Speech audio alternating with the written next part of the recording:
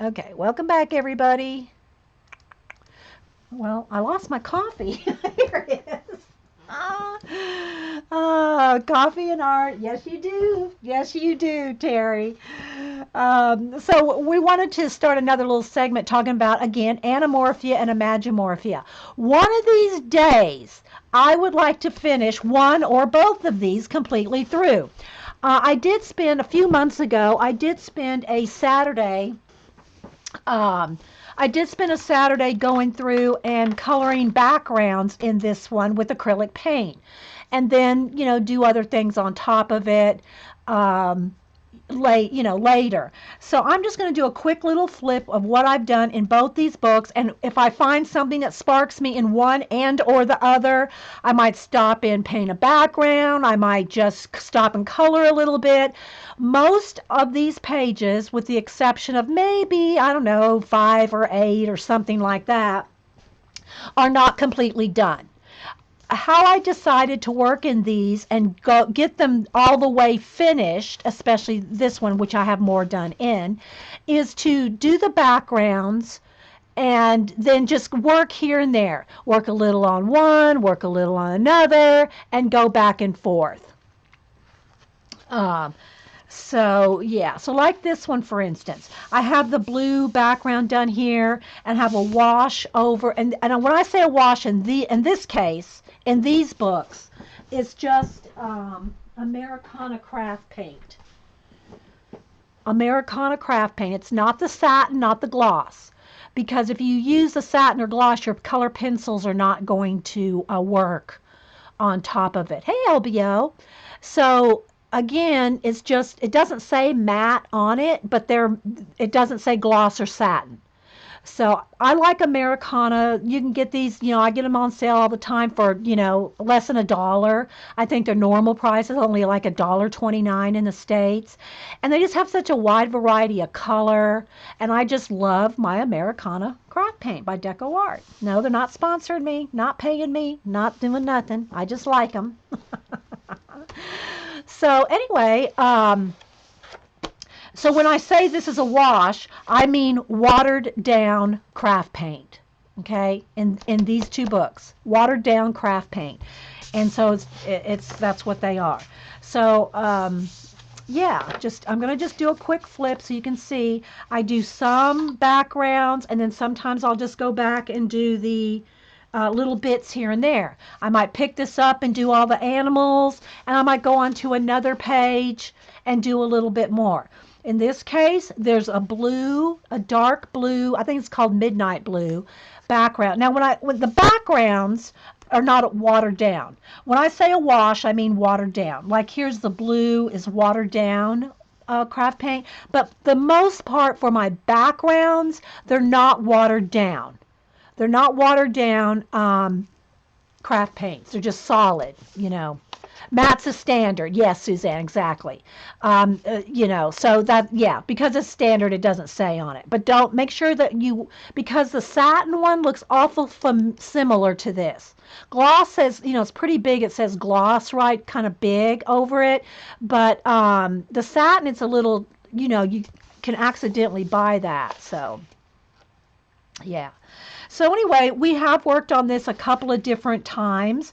And so after I got the blue wash done, or the blue, not a wash, the solid blue background done on this particular one, then I went back in there with pencil. And you can see, like with light blue pencil, of course, the stars and everything are splatter paint. But, you can see like a little bit of a glow around it. That is light.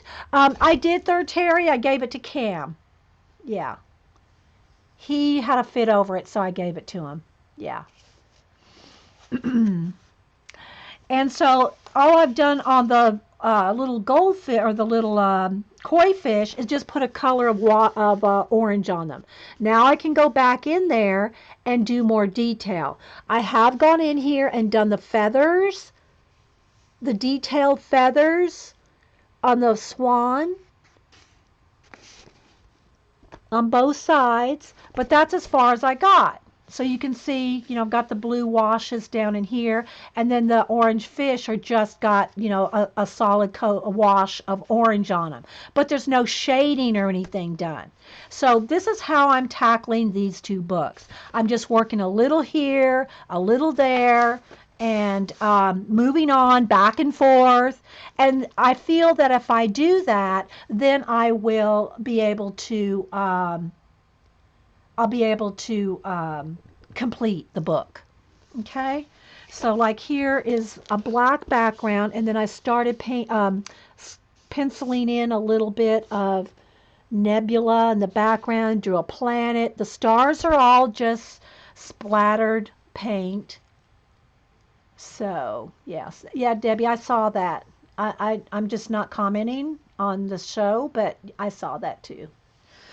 And then the elephant's got a gray wash, but I haven't done the gears. I did a little bit with a gel pen, I think I wanted to show somebody with some glitter gel pen in there.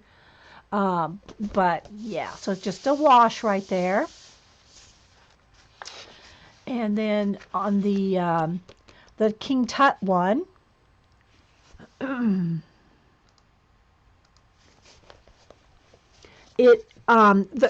again, if you use like a gold paint, a shiny gold paint, your pencils won't go over it. So you'll have to layer your golds or your silvers or your metallics. You'll have to just layer those up with more paint, or even a wash of a brown or a toned down something on top of the gold to give it some shading, because you can't really shade with pencil, with Prisma. Again, I hate to say any pencil, because as soon as I say, somebody will come up and say, oh, this pencil will work. So just saying. Yeah, and then this is pencil in between. The blue there is pencil, and then I haven't done any more shading with the gold yet, except layering a few layers of the gold. If y'all have any questions, put them in caps. Okay? Or if you want to ask me something, just, ask a question. No, that's okay. That's perfectly fine, Debbie. That's fine. You are no drama, Debbie. That's for sure. Um, so that's as far as I got on that. So you can kind of see. Yeah. Okay. All right. So here's one where I've just painted in the. Yeah, the gold. Yeah, the gold, Debbie, is again. I like my Americana craft paints. Let me pull out 3 or 4 shades here. That's the same. Um, there's different ones. They're called dazzling metallics, and but they're by Deco Art. Yeah, I know, right? I love the gold. So this one is Splendid Gold, Emperor's Gold. So you can see one's a little browner than the other, and then this one is Ruby Red, and it's a copper color. I love the ruby red. There's silver. There's a green. There's a blue. There's probably, I'm guessing, maybe 8, maybe more. 8 different. Yeah, I don't really like metallic pencils, Debbie. I don't know. That's just me. Maybe it's because I haven't worked with them enough to really enjoy them.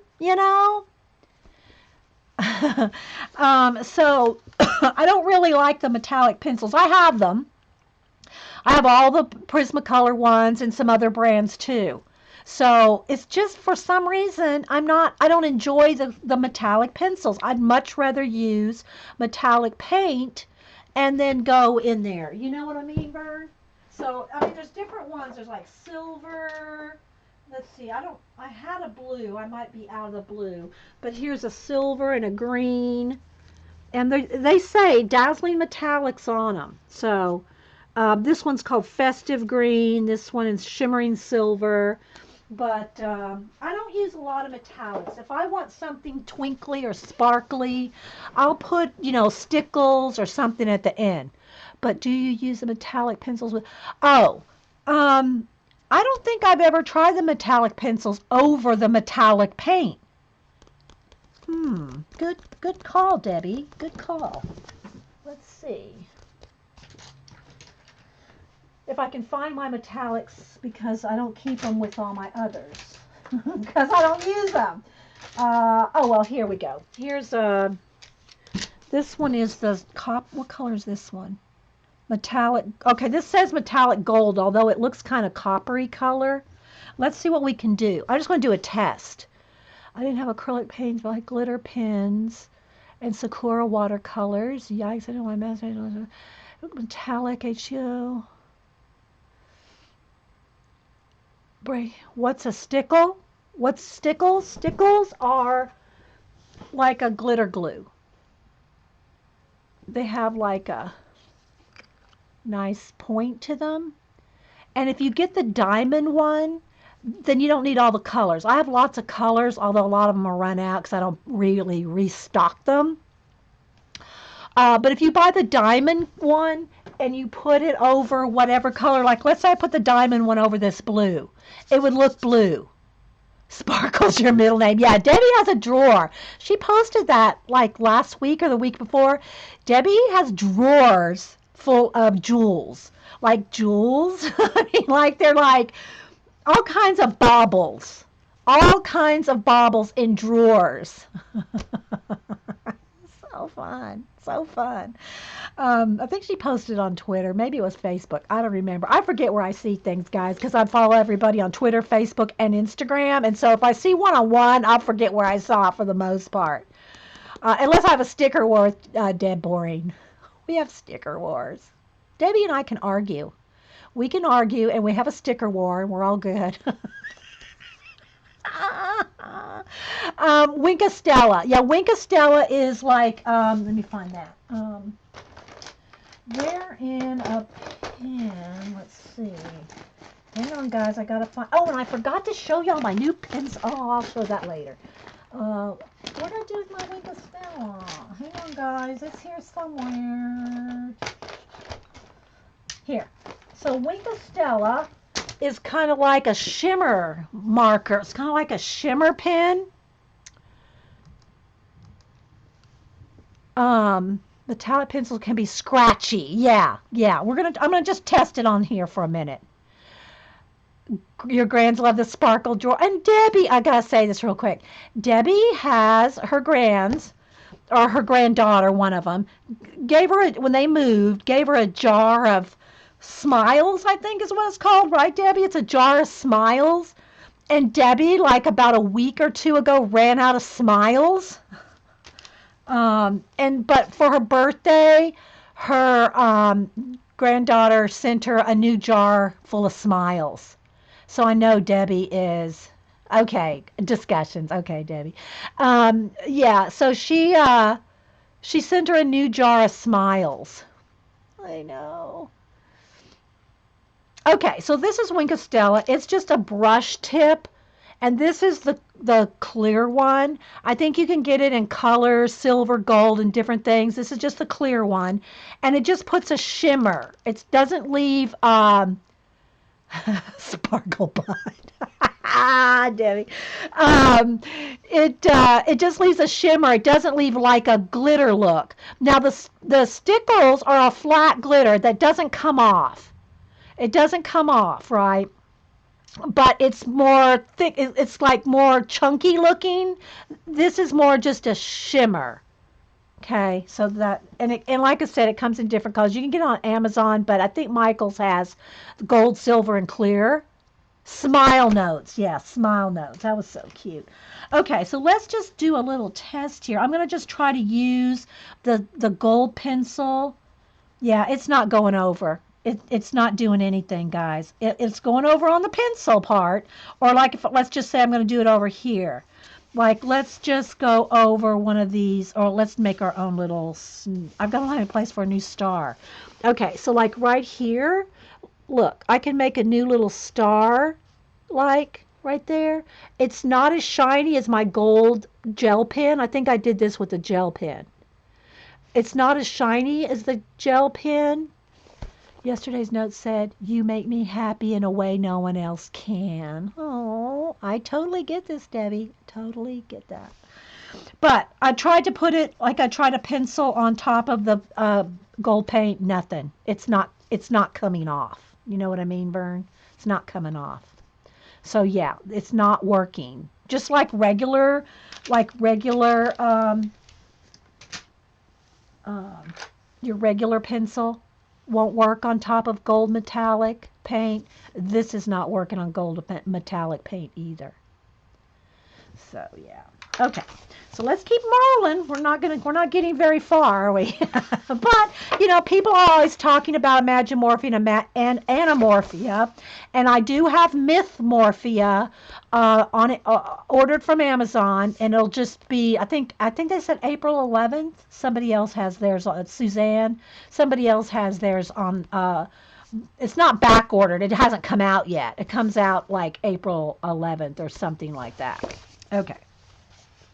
So this is just black, a gray, flat gray Americana paint. And then this is all pencil. I wanted to make it look like smoke, right? And so I just went all the way around the edge, even though I haven't colored any of this yet. I know that I want it to look like it's all in the smoke. April 11th. Thanks, Carol Renee. Yeah, Carol Renee. Yeah. The train. You're on the train and you're stuck? You're stuck on the train? Are you a girl on a train? Laura. You're stuck on the train. Well, I haven't gone any further than this. I have a gray wash, a red wash on the caboose, and a wash of sienna brown for the dirt. But that's all I have. That's all I've done so far. So I can't say that I can help you off the train yet, Laura. Yeah, pre-ordered. Yeah, Whippy, you do too? Yeah. So again, I got the background here is black, flat black paint, and a little bit of gears done here. Not much, just a little. Because I'm always working in this book, and we'll stop and we'll do a little gear, and then somebody will go, "We'll do something on that one." You too, Debbie. We'll be remembering what you talking about earlier. I don't want to say on recording. So yeah, yeah. Now this peachy pink wash, it really needs another coat. Some colors will need two coats, like red will sometimes, certain blues, lime green. They're not a good solid coverage, even though I found Americana are the best. You put a picture of it on Twitter. Okay, where's my phone? Okay, let me look. You mean like just now, or do I have to go back in your feed, Laura? Like right now? I have the UK version of Imagimorphia better paper. Yeah, that's what different people have said, different papers from the first run or the UK version versus the American version. Uh,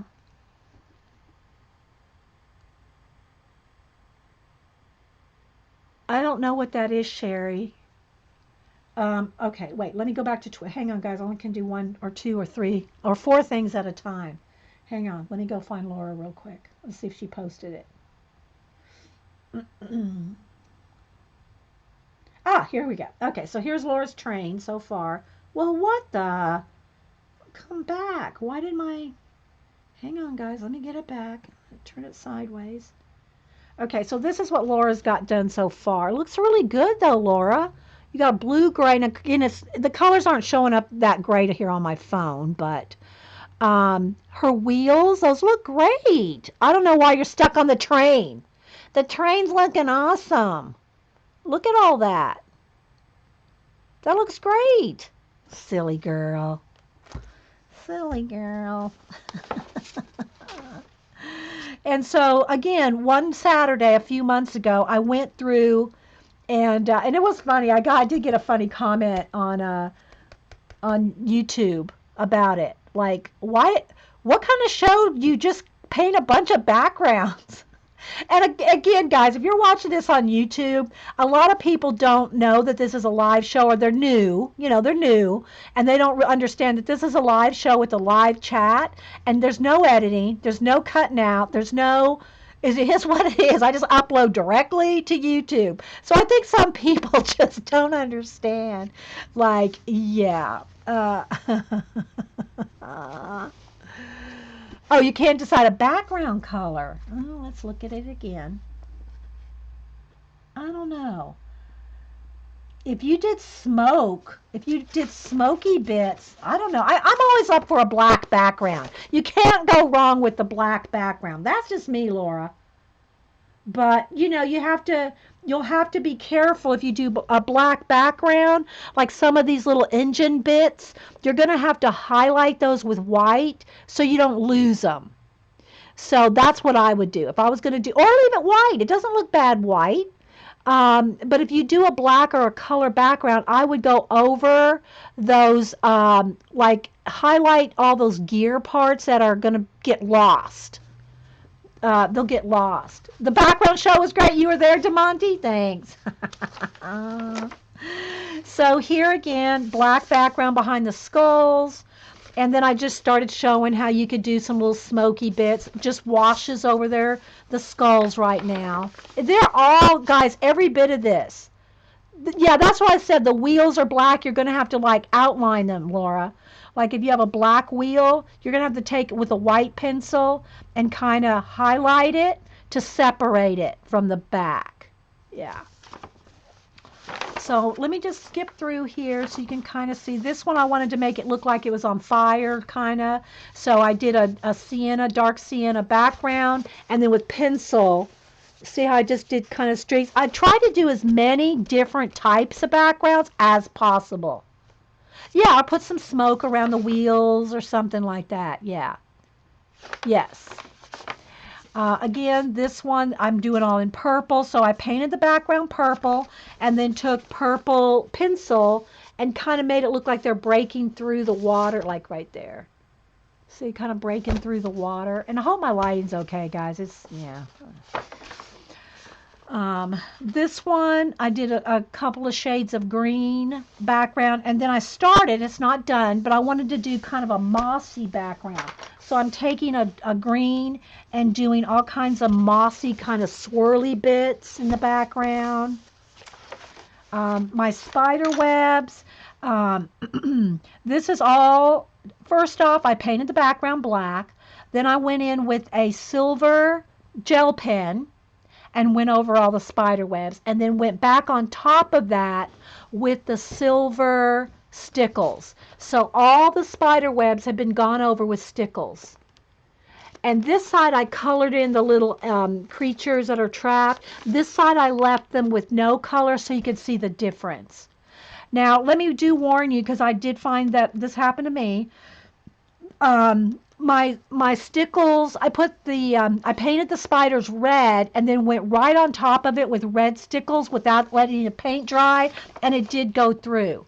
Not that that matters, I'll just paint that out or go over it with pencil or whatever, but make sure that if you stickle something, you probably won't have it happen that won't be the case often, but you want to make sure the paint is dry before you put the stickles on, because it oversaturated. That's what it did. Now, when I'm doing these backgrounds or even a wash, I have not had it go through any papers. Even my Bennett Klein thin ones, they don't go through. As long as you just get that one layer of paint, or no water, like the backgrounds, if there's no water in it, it's not going to go through. I haven't had any problem. Here's some mech moths. So these are, I just did some kind of squiggly lines around them. I do this every time because I want them to look like they're going.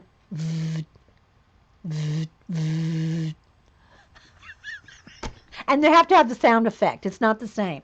So I did all these kind of swirly kind of lines around them, messy lines, to make them look like they're doing that. But I haven't done any of the mechanicals in it yet. This one, I'm going to want water. So I just did some white paint indications of how I want this to have water around it. I just wanted to remember that. So again, I just splashed some white paint on there just so I would remember. So I'm just going to try to get through these kind of quickly, guys. This one, we've done a couple of streams on this one. You like that, Vicki? So this is kind of what it looks like with the wash. And then here's where we've added pencil. Look at the orange, like the fire. Well, I'm going to see if there's any fire where I haven't finished it, but so you can kind of see. So I started adding with with the Crayola markers, with the Crayola bullet tip markers, little lines and little details on top of the pencil. So you can see here's with the wash and then here's with pencil on top. Yeah, Buzz Buzz. Yeah, see me. This one I wanted to make it look like very messy and like dirt. So I kind of on purpose made it very rough and scribbly, and then I splattered, and I wanted it to look like you were looking down in the dirt there. And again, all the rabbits just have a wash of color on them. And again, just different variations. Here we again, dark blue background and then light blue pencil. See how the pencil gives it a glow? Again, right here with this one.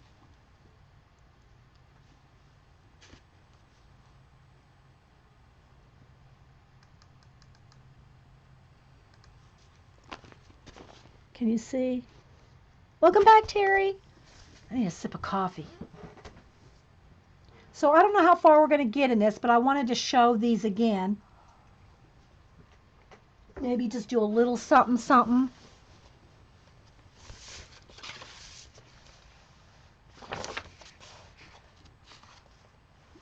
Just a wash over the tiger there. Yeah, look at dirt. Yeah. And this one I haven't done anything to.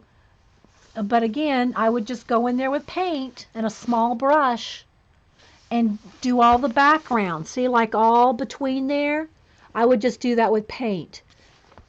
Do you pick lots of colors for the little bits or just I've said it before. I like to stick with now again depending on yeah, I like to stick with like maybe 5 main colors, and kind of, you might have to gravitate off of that. Like, let's just say I picked a couple shades of purple, then I might want another third or fourth shade of purple. So if you mean like main colors, like for instance the one we did of the squirrel here, like last hour, I would call this 2 colors, even though there's 3 shades of purple, 2 shades of teal.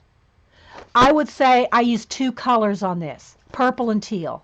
You see what I'm saying? So even though I might have a couple of lighter shades of those colors, it's still that color. So I try to kind of make it cohesive because to me it gives it a more dramatic effect if you have fewer colors. If you and there's times to color lots of colors, right? And there's nothing wrong with that. Just personally, I like to keep it in a color wave or something. And if you don't know, not you, but if anybody doesn't know how to, pick 5 colors, then go on design-seeds.com and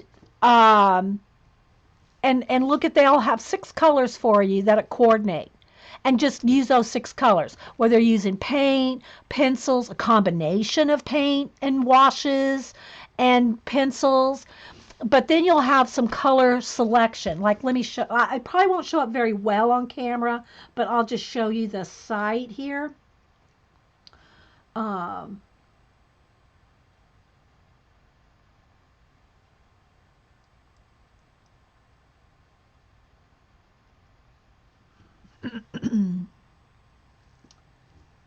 Okay, design seeds. So every day they post, and you can get it in your email if you want. You can have it emailed to you.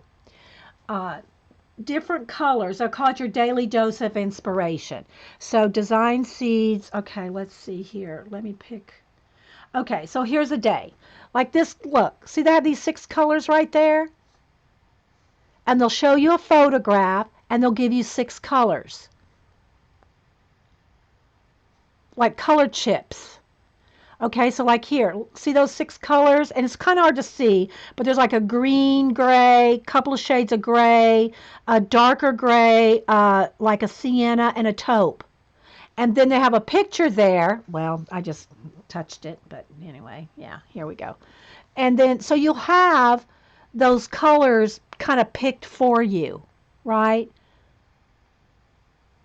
So every day, yeah, thanks, Vicky. See? So if you don't know what, and then what you have to do is be brave, because here's where you got to be brave. You have to say, take the sunset picture right here. There's a purple, and it's not showing up on my phone very well. There's a taupey peach, a purple, a gray, a dark green, a gray green, and a gray. Now, if you pick those 6 colors, then you have to be brave and say, let's say you were doing these deers. Then you got to be brave and color those deers green. You see? Which will get you out of your comfort zone by coloring them colors that are not, just like my purple chipmunk or squirrel, whichever he was here. Purples, right? I'm going to plan on it, LBO. We'll see. LBO, are you going to color today? Well, we're working up to it. We're working up to it. So again, washes on the and here's another. I'm just telling you these tips as I go, right? Okay, so for instance, coloring the wash over this Komodo dragon or lizard, whatever he is, dinosaur. I don't worry about going out of lines because I know this is going to be all painted like probably black. And so I don't really worry about going out of lines. Like his teeth. I did this one on purpose a while back. I did a wash right over his teeth of one color because I'm going to color in between that. So it doesn't matter if I go out of lines. The design-seeds.com, and you can get it in an app, and it's also, you can just get it on your computer. Okay, so let me just do a quick flip here, and you can see, where I've just done washes. This one I used some gel pens just to color in all the trees. So this is a way to start a page too. So I took like 3 shades. I think I took a green glitter and a couple other gel pens, and I just found all the trees, and colored them first. So, a T-Rex, is it a T-Rex? Here's a camel.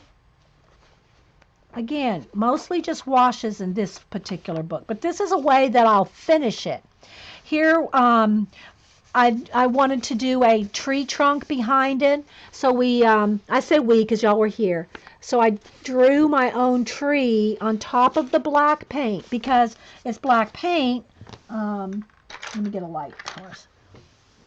So you can see color pencil goes great over flat, matte craft paint.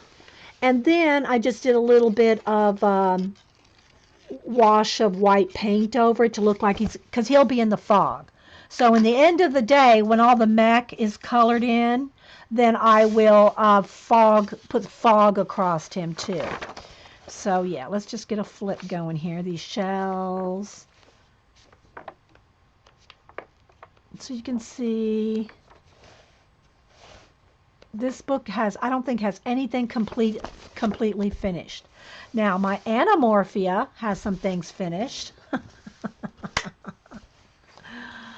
Okay, so again, start with the wash here. And it did kind of buckle the paper. Like when I run my hand over it, I can feel it's a little buckled. These pages are fairly thin.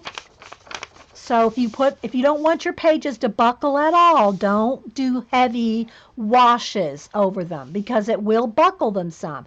But I've found that by the time you get done with the page and the page after, you won't even notice much buckling. It doesn't bother me, but if it does you. Okay, so I'm just going to do a quick flip here. This one's just got the wash on it. I got a few pages done in here. Is there some particular page that y'all want to see worked on in the Animorphia? Somebody tell me, because otherwise I'm just going to pick one and start doing a background.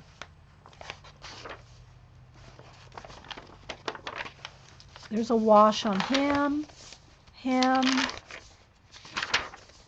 I do have a few done. I just want to show you all the pages in the book. You like the buckling and the sound they make? Yeah. Okay, this is a double page spread that's done. Okay. Again, I started with a wash of blue and a wash of orange and a solid blue background, and then shaded with pencil. And also flung on some paint spots too to make it look like underwater foam. And you see, I mean, I have my little characters. They're all colored in. There's a few green ones, a couple of red ones, but I didn't go too crazy on the colors of the little creatures. You already done the page you wanted to see. Oh, okay. All right. And then shaded with pencil.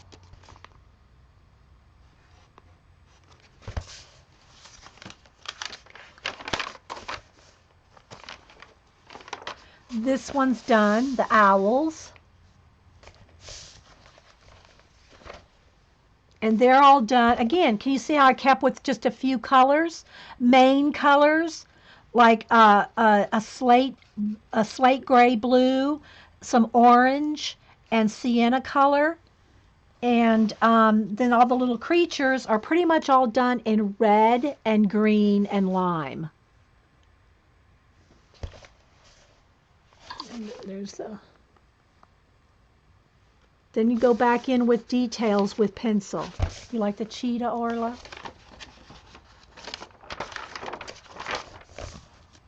I love these monkeys.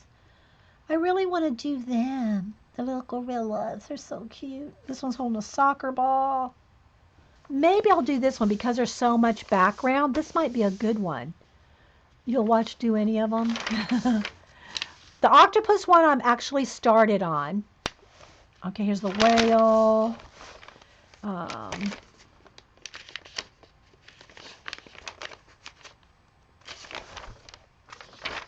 It's probably just easier to do it like this. I got washes done on this one. And then the little iguanas. I guess that's what they are. Yeah. This page is done. Again, see how I kept with the greens and a teal and a yellow overall? There's little bits of brown trees, red eyes, red tongues, you know, so I do have a few extra colors in there. You like the monkeys? I do too. I like the gorillas. You want the gorillas? So, yeah. So see how you can look at this page and see like 3 colors other than the black. You see the teal, the green, and the yellow. That stands out to you. You know? I like the chickens too. So you can see the squid. We've done bits on here. I kept this one kind of unfinished so that you can see the difference between here is what with just the wash. See just the wash, and here is with color pencil added to it. Can you see that right there? See the difference? So this shows you starting with the wash just gives you a base. Then if you go back in with your color pencil, same thing around his eye. All that shaded with color pencil. So from here, this is no color pencil, to here. See? That's what the color pencil will do on top of the wash.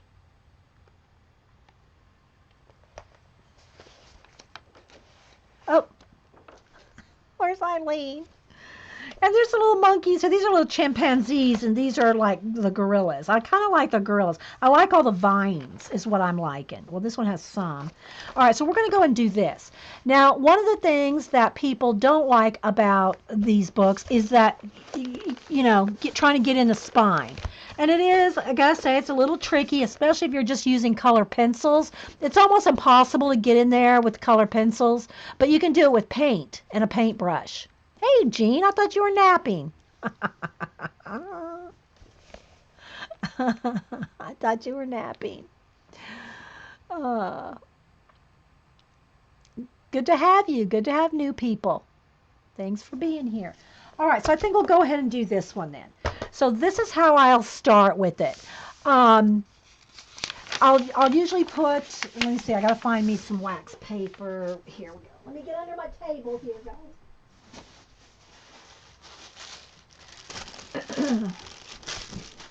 Because I'm going to paint right up to the edges in some cases, you'll want to put some wax paper so you don't glue your pages together with paint. Okay, so I'm just going to put some wax paper behind until I get to the edges. When I finish the edges, then I'll take the wax paper out because it's kind of annoying. But I do want it until I get done with that. So I'm just going to put some wax paper behind the pages. And then I got to decide. I think I really want dark green. Because if they're in a dark jungle or rainforest, then I'm going to want it to be really dark. And then, because the background will be nice and dark, I don't know. Are they orangutans or gorillas? I'm not sure. Yeah. Jean? We could, oh, you know what? If they're those orangutans that are like a sienna color, oh my gosh, wait, where's my phone? Let's look that up. Thanks, Jean, for saying that. Because if they're orangutans, I'm going to want to do them that sienna color. Oh, yes. Let's look up orangutans.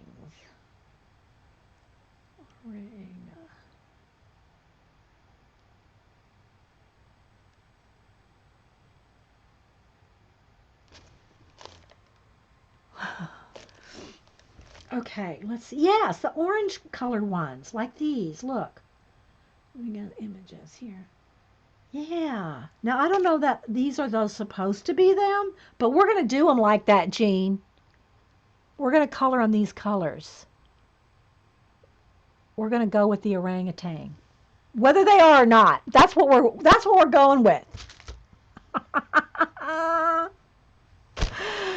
Okay, so first off, though, I want to get the background, and it takes a little bit of time, guys. And I know that Noodle's not streaming today, so I'm over here. I'm going to get a nice dark green. I think I'll go with the Hauser dark green. The orange ones would look good with the green, right? Yeah. They're no-tail, so they are an ape, and orangutan is an ape. Okay, so are you saying these are not orangutans? Let's put it this way. They're going to be orangutans. We're coloring them that color. Bye, Valerie. Ginger chimpanzees. There we go, Miss Aroma. We'll settle it with that. Gingers. Okay, so I'm going to put out some green paint. And let's get a brush. And I'll use a couple. I'll use a larger brush on the larger areas, and then a small brush like in the, smaller areas. Take all day, yeah.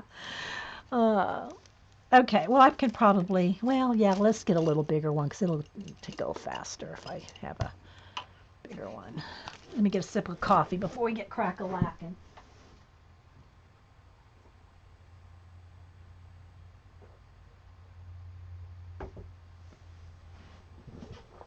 Okay.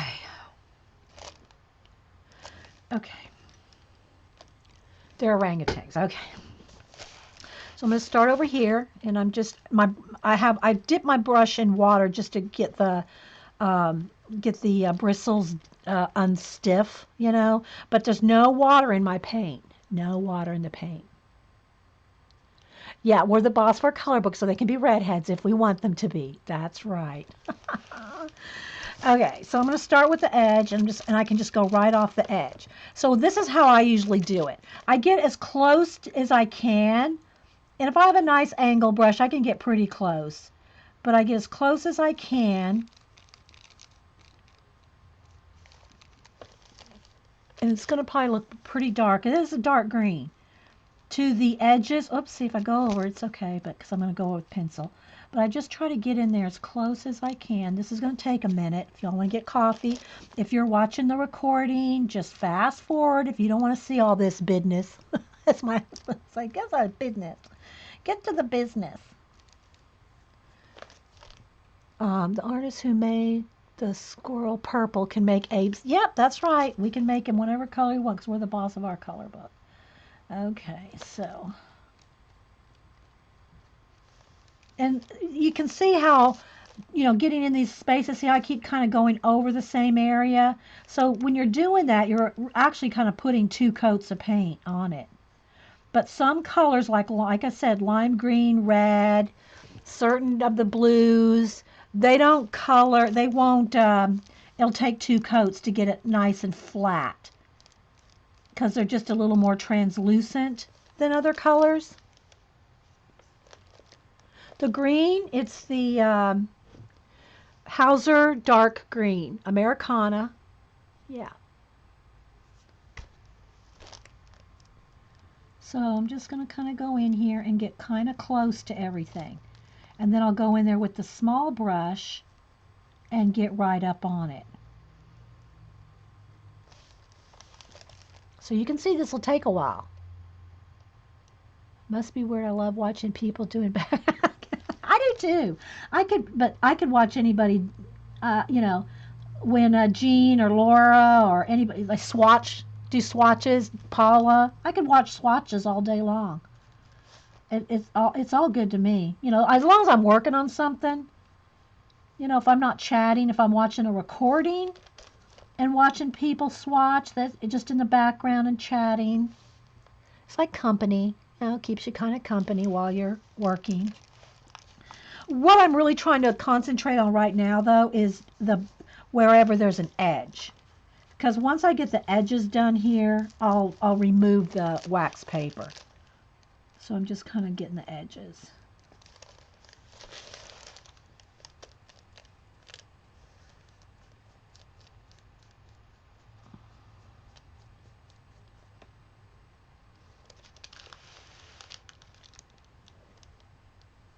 Yeah, you did orange. You did yours orange too, Juju? Yeah, that's what I'm going to do.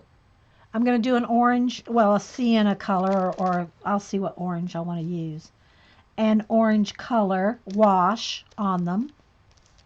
And we'll get a little far on it. I can't say how far. Right now, I'm just trying to get all the edges.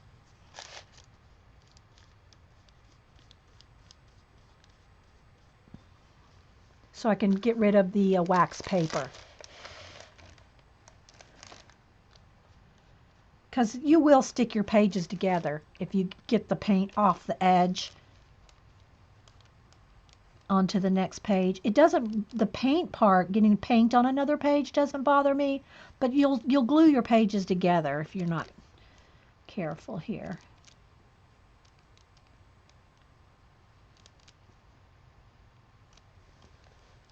I'll zoom in again too, guys, in a little bit when I do something worth seeing. I mean, right now, it's pretty self-explanatory. Paint in the background. So again, just wherever there's a edge, then I'm painting right off the edge. Right there. There's not really that many edges.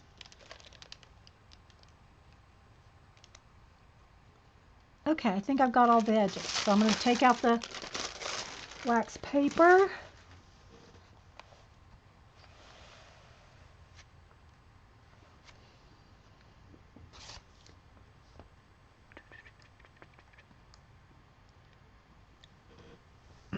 All right, now let's go back to some of the larger areas here. If y'all want to ask me something, put it in caps. And this kind of helps you just pick out where all the background is too. Just putting some in there.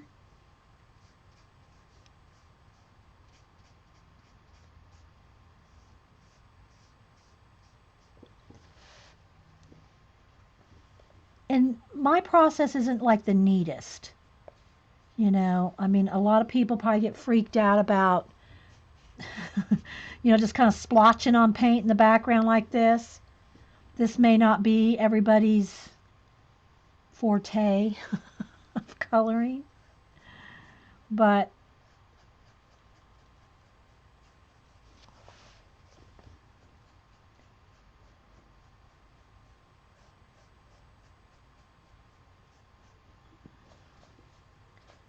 Janet, are you still here? Did Janet leave? Oh no. Who else is watching Survivor? Who else is a Survivor watcher on Wednesdays?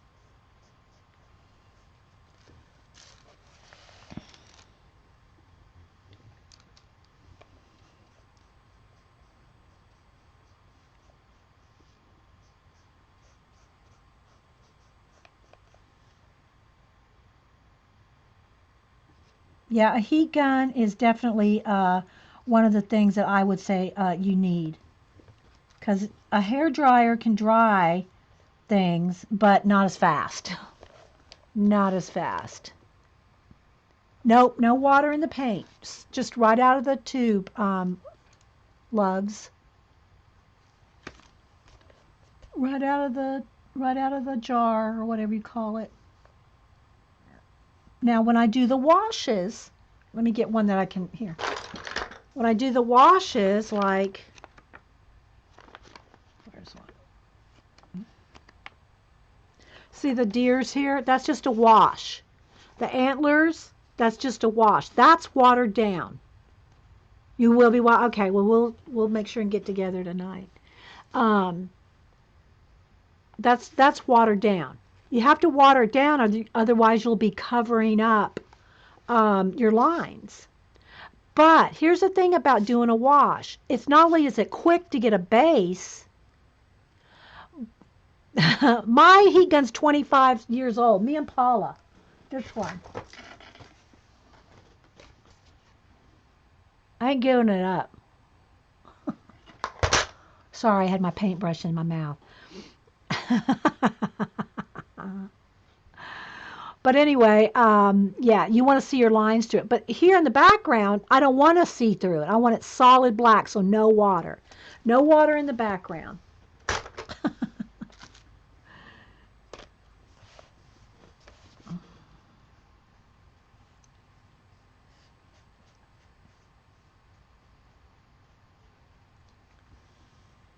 My purple Marvy. Your heat gun died after 20 years. You got the black and white striped recollection one? Yeah. I don't know that any of them will ever last as long as our Marvy Cheetah. Those Marvy Cheetahs, those were a tool for the future. Sherry, your heat gun died and you haven't replaced it. I have to have a heat gun. I use it for so many things. I mean, not just this, but just everything. I probably, just like I use my color pencils every day, I probably use my heat gun every day. It literally stays, it is plugged in. It is right here on my desk and it's plugged in. It's at the ready at all times. Just saying. I seriously use it every day.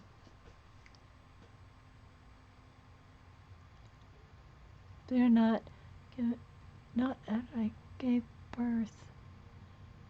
Okay, something about giving birth. Birth and babies. I missed that one. Bye, Fancy Line. Thanks for stopping in.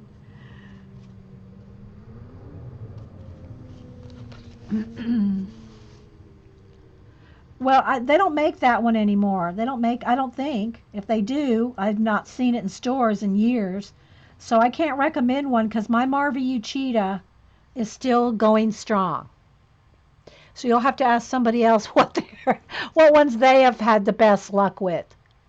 Yours, Vicky has one that lasted 20 years. Yeah. A hair dryer's fine. It's not as fast. We all bought the heat guns back when we were using melting embossing powders, Laura.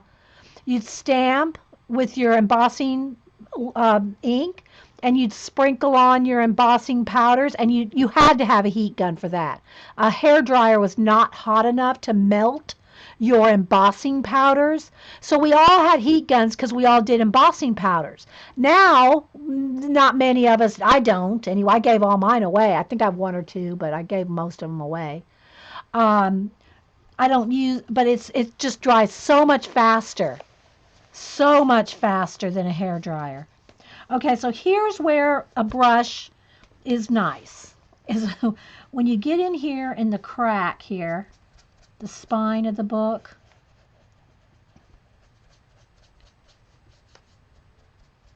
and I just have a flat brush here.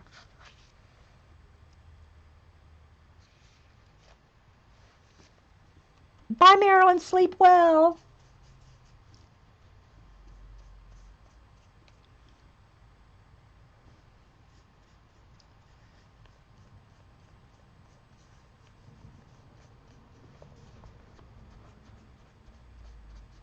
So I can get right down in there, you see.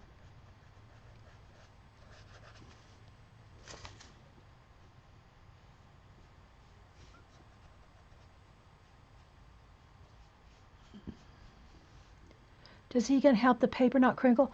Um, I don't know that it helps. Hey, Marie Lovey. I don't know that it helps not to crinkle.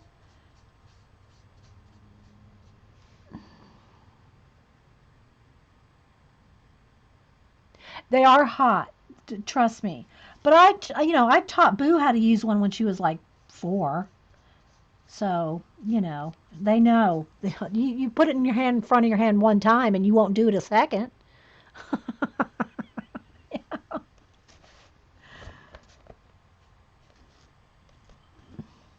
Now my paint does get a little dry sitting here under the lights, so sometimes I have to clean my brush out just to get, because the paint's drying in my brush.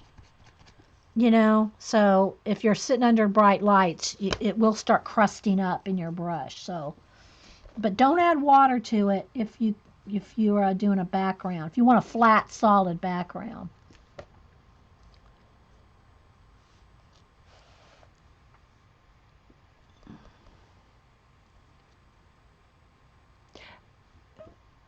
The paper's not going to get so hot you can't touch it.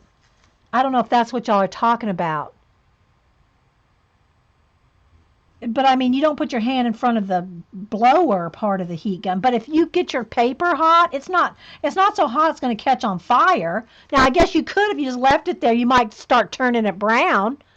But I don't think any of us are going to do that. I mean, it's not a toy, but Laura, I mean, really, I think you're good. I have confidence in you, Laura. So you see how it's kind of coming along. I'm not right up to the edges yet, but I'm getting a big swatch of the background. So, but again, guys, this isn't something you just sit here and do in 30 minutes, right? You're not coloring a detailed color book page in an hour. It's just not going to happen.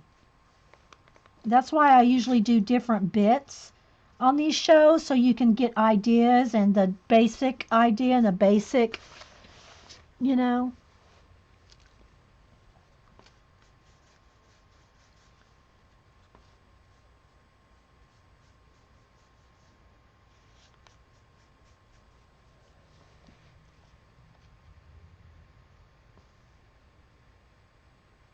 Yeah, the hair dryers, I mean, like I said, they'll work if that's all you have. It just takes longer.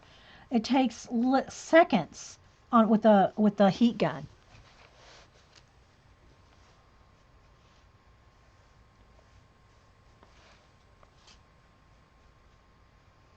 So is there anything else y'all want to talk about while we're just sitting here and doing this and kind of chatting? Your confidence heal your burn. You won't burn your hands. You won't.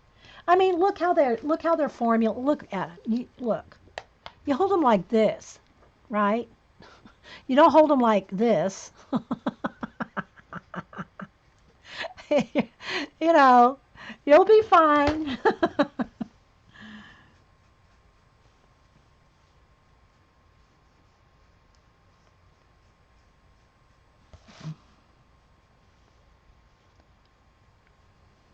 But if there's anything y'all want to talk about or ask, or I do too, Lisa. I use my heat gun every day. It is a must-have.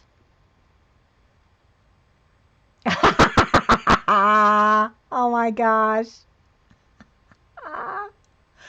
Oh, your husband's asked you whenever you get a new art supply. Did Dee Dee just get one of those too? Well, Lisa, you must not have been here a few minutes ago when I talked about the 3 new color books I just ordered. But I'm blaming Laura. Yeah, she enabled me on one of them. The other two, I just happened to see. I just happened to see them when I was ordering the what is it called again, Laura? The one you enabled us. Well, I do too.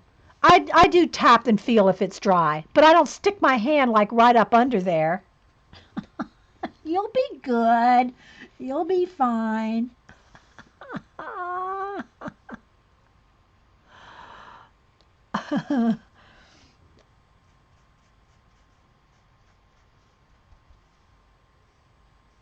So if you're watching on YouTube, this is just a chat going on while I'm coloring the background here, painting the background.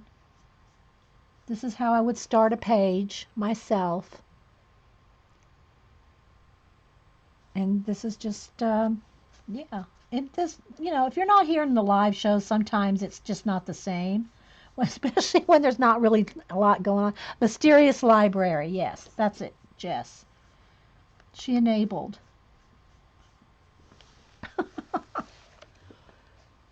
Yeah. Mysterious Libraries. Fairy tales. Although there was a little bit of debate about that. Laura wasn't sure if it was fairy tales, but I think they said and fables, and so she was good. I was watching. I wasn't in chat. I was just watching. Dee Dee, do you color in coloring books when you have downtime? I don't have a lot of downtime, I gotta say. um, and I usually do it in segments like I'm doing this.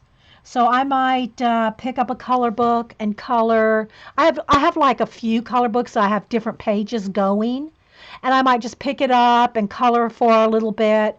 But I don't have a lot of downtime. Art downtime. I'm always arting, uh, portraits or you know.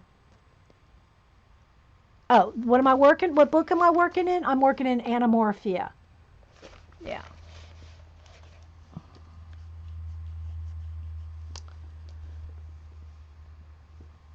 And this is I am recording, so if you missed something, like you, oh, I missed that little spot you painted in. I didn't go to sleep till 1 a.m., guys, which is really unusual for me, so I'm a little punchy. I need some more coffee, actually. Yes, there are more than a few enablers here, DeMonte. Just saying, more than a few. Yes, you are a naughty enabler. There's quite a few of those. Eileen being the queen. Terry and Janet right up there. uh,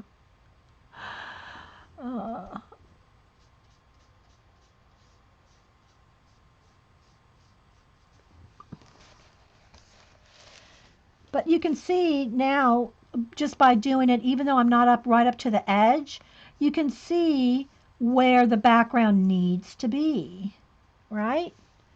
So this just really is the way I like to do it. And if I do color, most of the time, let's just say this, if I have downtime where I want to just sit with something in my lap, hanging out with Hubster or something, one, DD1, yes, I know, right? I don't stay up that late. Um, I'll have my sketchbook. sometimes a color book, but mostly I'll have a sketchbook in my blue pencil. No, Eileen is not an enabler of color books. That's true. She is not an enabler of color books. Just about everything else.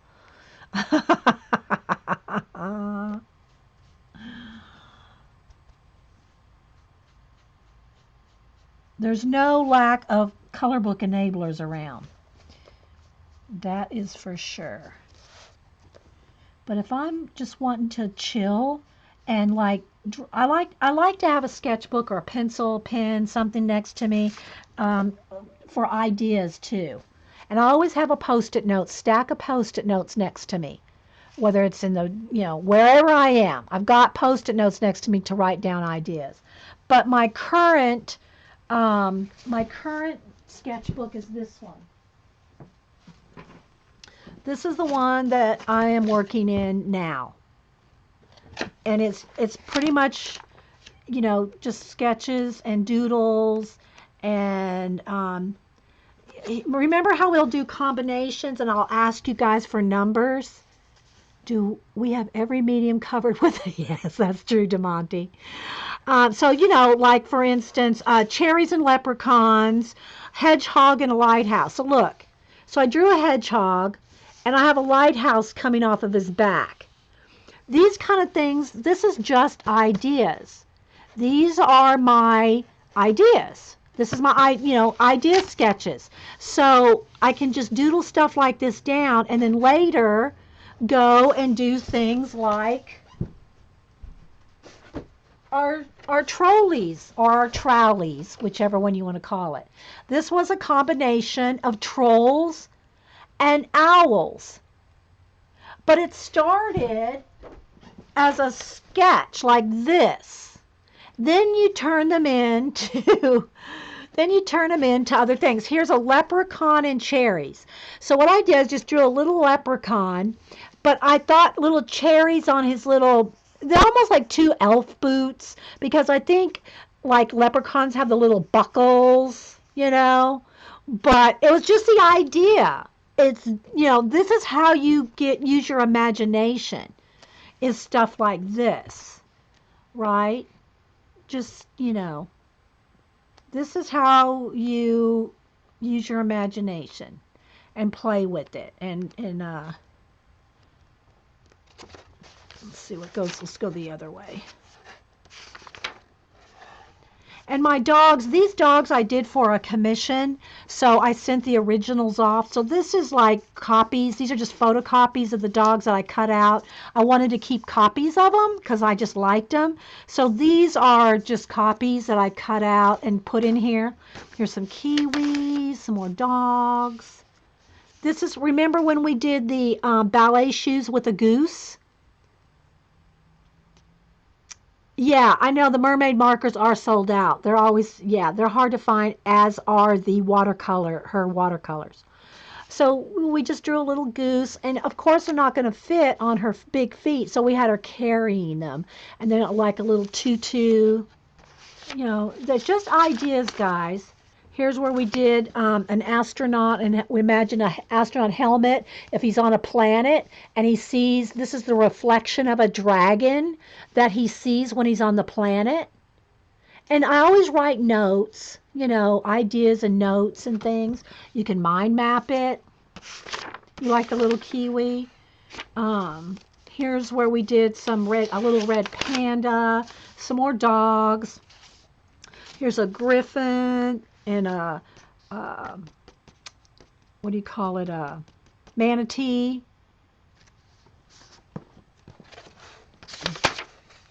Some Siamese cats, some puffins.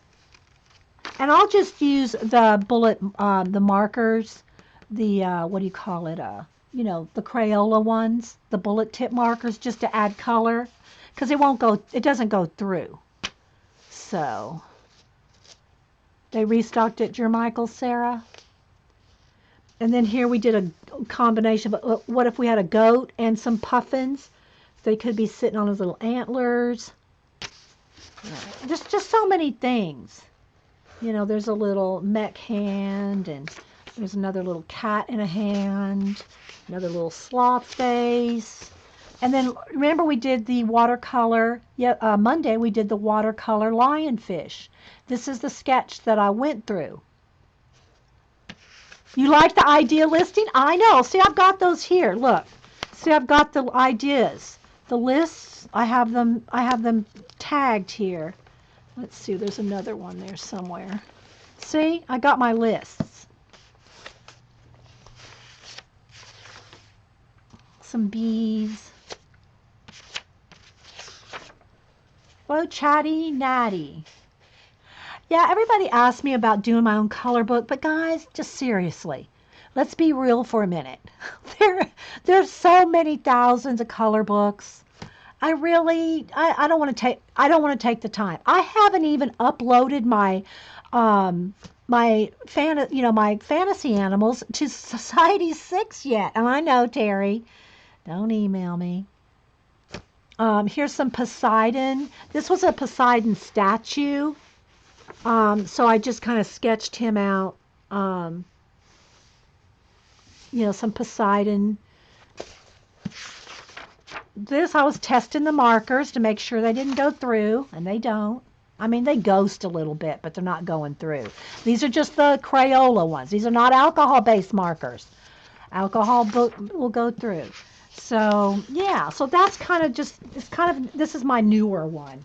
I always have some kind of sketchbook going. Trust me. I always have some type. The last one that I had going was this one, which this one I had decided was going to be a combination glue book and ink. That one that I'm working in now is pretty much pencil, although I'll go in and add some marker for colors, color examples. This one was a glue book and ink. So let's see. So you can see it's a combination of glue book and inking. So that's what this one is. So if I want to do gluing and inking, I'll use this book.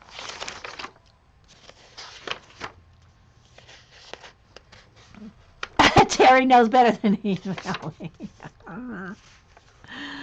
So yeah. So you can see here, this is kind of a combination.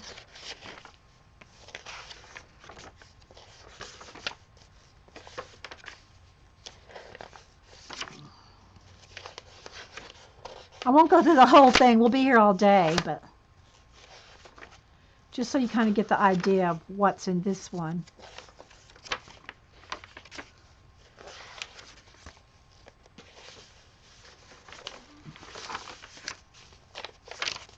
So anyway, that's what this one is. So I have them both handy.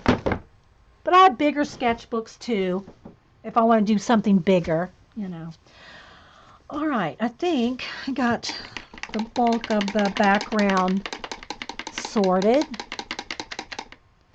So what I'm saying though is if I'm sitting and doing nothing, I'll have that my pencil book and my pencil, and sketching. Not coloring so much, not color booking. All right, let me get now I'm not going to do all this right now, but I'll start this part because I want to do a wash of the orange on the orangutans. And actually, I should probably do that next because I want you to see that if I do the orangutans and they go out of line, it doesn't matter because I'm going to go back in here now with the smaller brush. And what I'll do now is go in there and I'll go, and I can do this pretty quick because I've done this so many years, guys. You don't feel like you have to go this fast. I can just paint fast, although my paint's getting a little dry. But I can pretty much paint around something pretty quick. But don't feel like you have to hurry this part. But just so you can see, the next thing would be is you can go in there and get right up on everything, right? I'll just do a couple little areas here. So hope everybody's having a good hump day. If you watch Survivor, follow us all on Twitter and hang out with us while we all talk about it. Sometimes Jeff will tweet live with us, and that's fun to watch, comments from. I do have a picture of Jeff I'd like to draw. I saved it. He posted it last week. Shh, don't tell him I said this. I'm just kidding, guys. He's not watching this show. Jeff Bros. I've been watching Survivor since day one. I've watched every season, and I don't think I've missed more than one show. And I think that's because the electricity went out in all the years that they've been doing Survivor. But anyway, I did do a sketch of him once, but it was just a quick sketch. But he posted a great picture of himself on Twitter, and I think I'm going to draw it before the end of the season.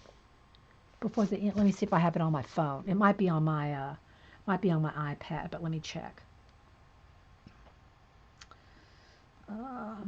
But he posted himself, and he was kind of making fun of himself, saying, "I thought I was so hot when I did this picture," and he did look pretty good. This picture right here. So I think I'm gonna draw this picture of him. I like the hat, and of course he always wears a blue shirt. So I think I'm gonna do a portrait before the end of Survivor season, and post it for him. I've done all the Gold Rush crew because I love that show. I don't just do random. I do shows I like. You stopped watching first year Boston Rob. I actually follow Boston Rob and Amber and there's 4 daughters. Well, I don't follow the daughters, but he posts pictures occasionally on Twitter. I bet Paula does too. I bet Paula follows Boston Rob and Amber. Amber, how he says Amber. Yeah. See, the villains are awesome, Gene, because they know how to play. They know how to play the game on Survivor. Yeah. So we'll see if I have time. I have to do my regular commissions before I have time to do that. The couple of months, I think it was in 2015, is when I did all the. Although I did keep up, I did add a couple extra of the new guys on. What do you call it? Gold Rush. But most of them I did back in 2015 with a couple last season because there's some new ones. And then some of them buy their pictures from me. And some of them hire me to do extra work for them. And the rest I just keep them in my portfolio. Those eyes need to wear blue all the time. Oh, brother ye. Yeah. So this is what I would do. Now, again, I'm not going to do this whole thing. I just kind of wanted you to see, and I should probably be zoomed in a little better, but I wanted you to see the big picture here. Because I'm not doing any shading or anything right now, so just wanted you to see the big picture.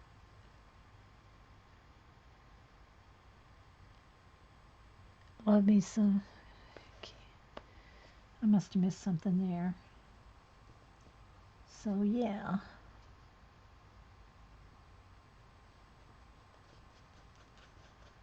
If I see any places that like almost need a second coat, I'll just do that like right now while I'm doing this. But you could do all this background bit like this after you color in like the washes of the other animals, because you don't have to worry about going out of lines because you're going to do this part right up to the edge. So I'm just doing a little bit here so you can see.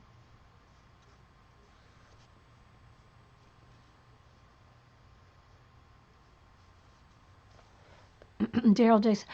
Yeah, I did. I gotta say, I'm gonna be honest with you here. They film Walking Dead like right down.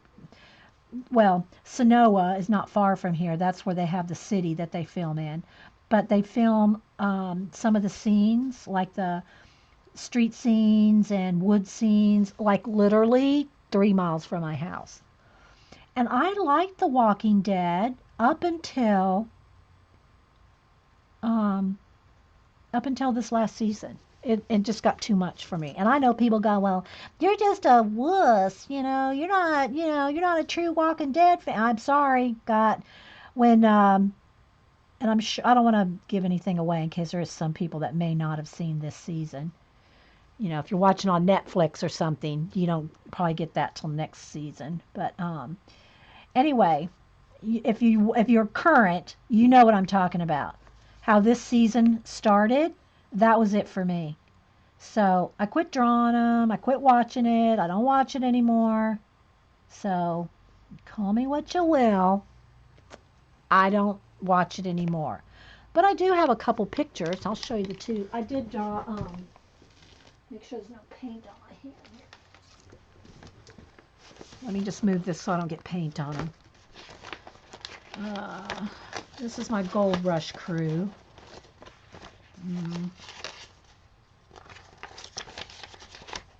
Where's the originals? I've got copies too. Let's see. Hang on. Here's my Spock. There's Spock. Here he is. So there's this one.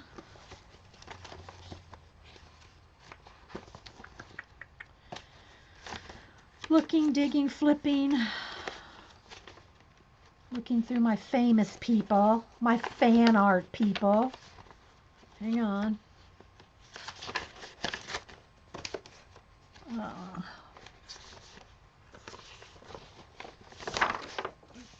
There's Glenn. So here's Glenn.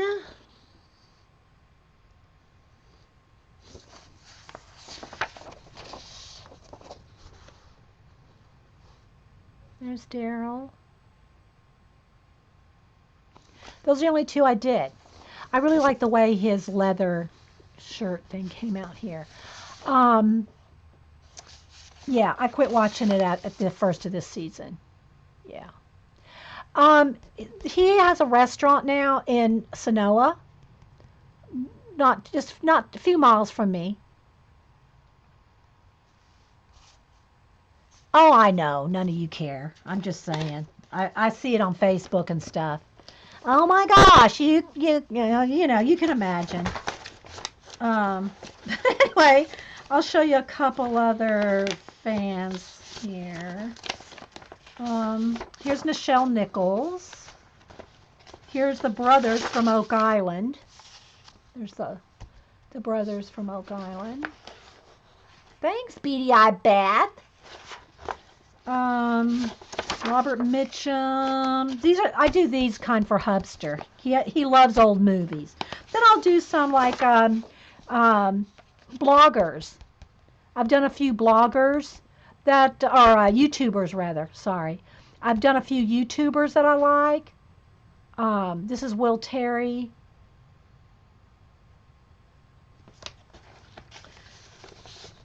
Here's Mistel. Where's Travis? He would like to see that one. Here's Mistel. There's Doc. Gazbot. He's another YouTuber I watch. Bailey J. Miss Vicky B. Here's a small one, a Packer Die. Shannon Green. Darcy UK.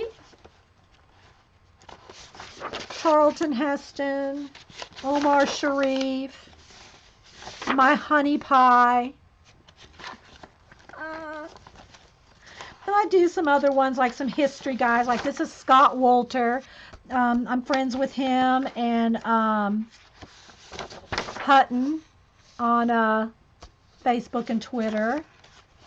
There's those. What else do I have here? Then I have tons of just sketchy people that I've drawn.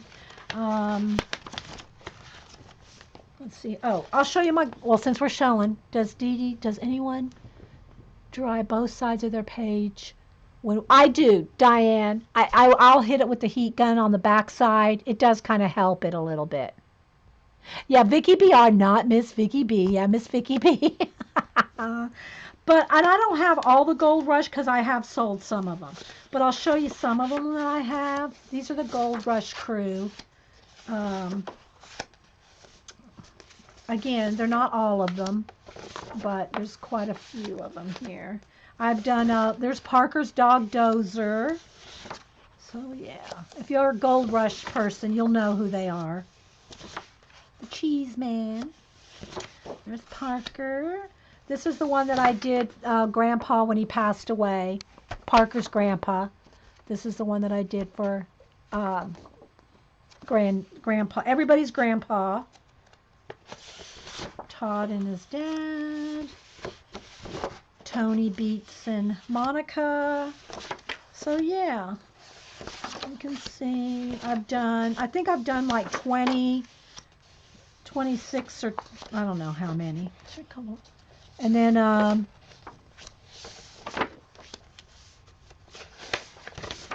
so yeah, and then this is when this is when he was much younger with his granddad.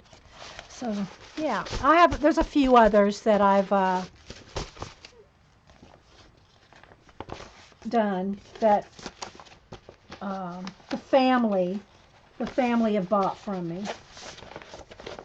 So yeah. This is another one from Oak Island. What else do I have here? And then if y'all know the cosplayer Yaya Han, this is a cosplayer Yaya Han. What else do I have?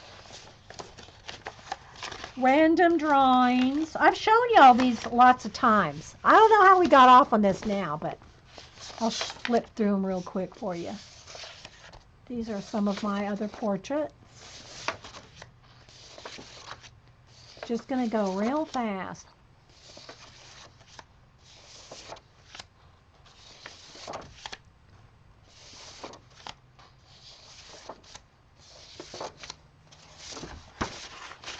This one of Annie.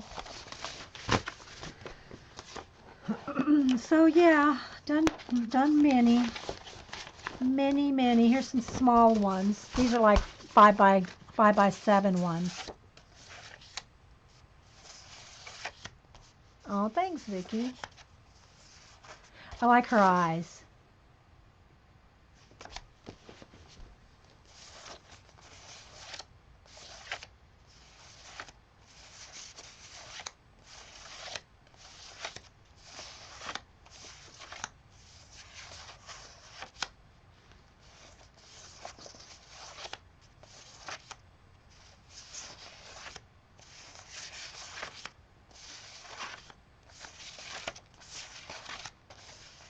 So you can see I do a lot of drawing. There's APG Jamie.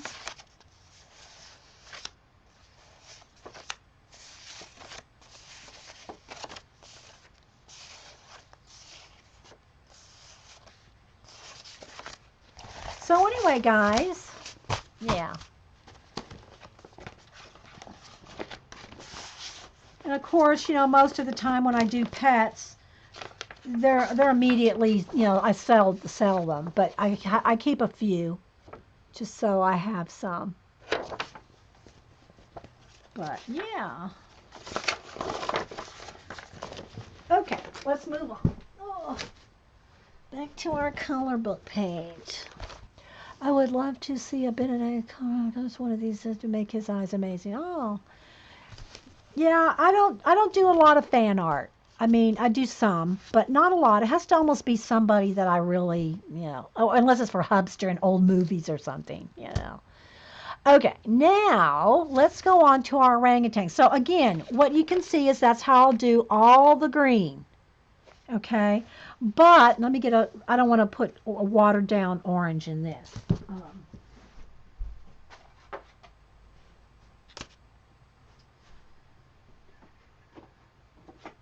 I think I'm going to go with persimmon. because if I go with a little bit darker shade of orange, then I'll be able to put light fur on top of it. Okay, so we're going to do that. Hey, Sandy. Anybody else I might have missed? Okay, so what I'm going to do, this is how I do a wash. All right, so I'm going to put this down, and I'll get my water, because I like clean water, and my paint water. My paint water is very rarely clean here. So what I'll do is I'll take it and I'll spray it and water it down. And I'll get my brush here and just kind of water it down. See if that's going to be enough. You got to make it translucent enough that, whoops, see what I just did? You have to make it translucent enough that you can still see through it.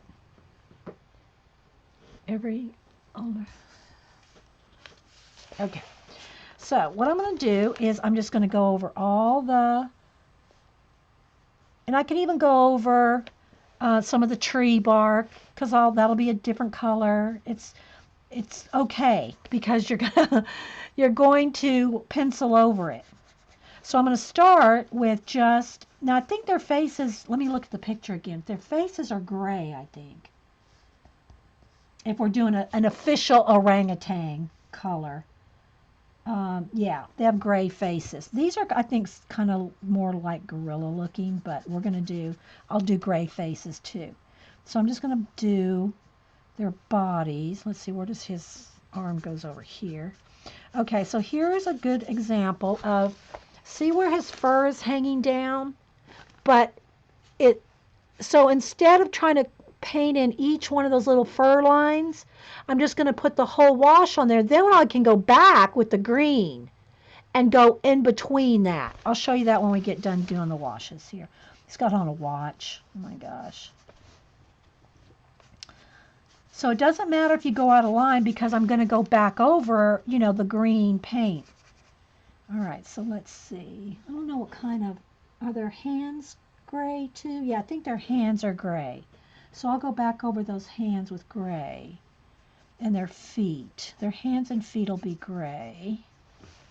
And it just depends on how much time you want to invest in your page.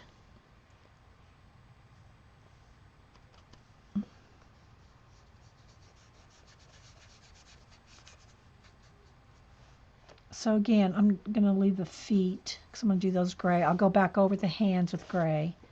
All right, let's find them all here.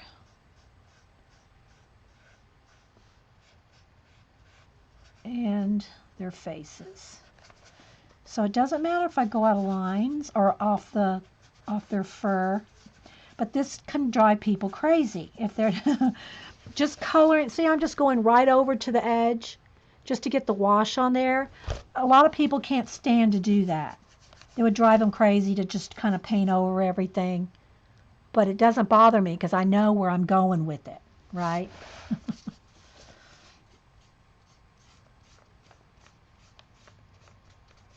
So it just, don't really worry about it. Okay, there's one back here.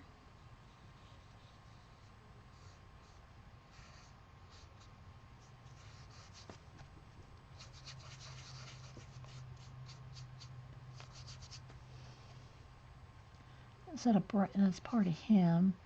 And there's a branch in there somewhere, I think. If you have any questions, put them in caps. Thanks everybody for being here and hanging out. So it's just watered down acrylic paint.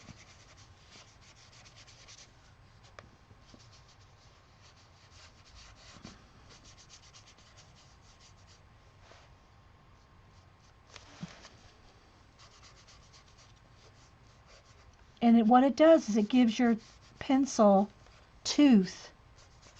That's part of a tree trunk. I just accidentally got it on there a minute ago, so it'll just paint over that too.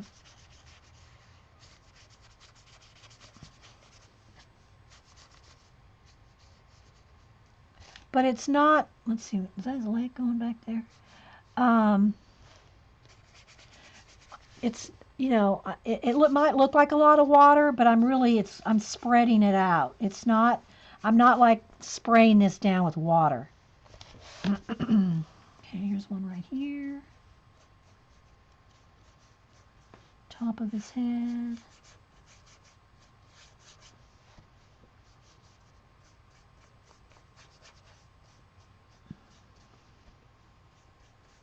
I got laundry to put in the dryer. Just remembered. Okay, I think I got them all. So now I want a little bit of gray. A blue gray would probably be good. I think I'm going to go with uniform blue. It's kind of a blue gray. I'm just going to put, this one needs a tad, just a drop. Just a drop and a little bit of water. Does anyone else have Sakura watercolors come with palette? Yeah, I do. I use that all the time. I just showed that the other day. I'll show you mine. I'll show you mine, you show me yours. This is what mine looks like after 20 years. I love this thing. Here's the extra palette. I threw the little sponges away. They bug me. The water brush, I don't have any idea where the original water brush is, but there's what they look like. Whoops. There's what they look like. Yeah, Diane, these are mine. All right. Now, let's water down. Let's get just a little bit of water down there in that gray, blue-gray, uniform blue. Because I want his hands. Whoops, still got orange in there. I think I'll go with the littler brush. And I kind of want to blend it down into his blue and into his brown fur.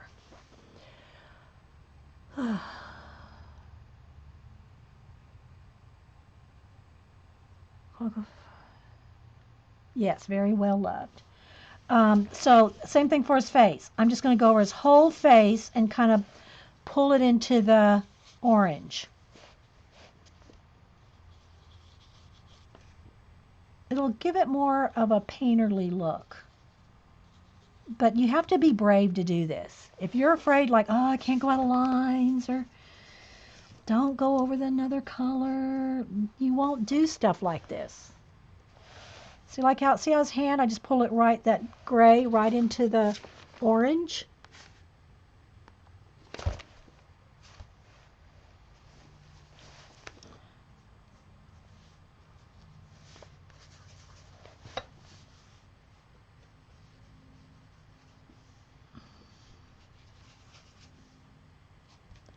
A little more water. Too much paint on my brush. You got to keep it thin enough so you can see through it.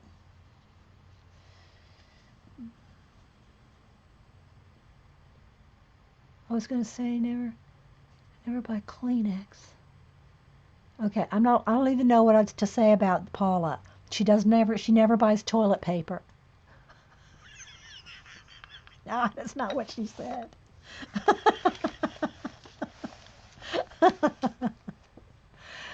The sponges were like for you to brush off excess water and stuff, like control your water. I don't like the feel of those sponges, just like I don't like the feel of chalk. So I just got rid of them.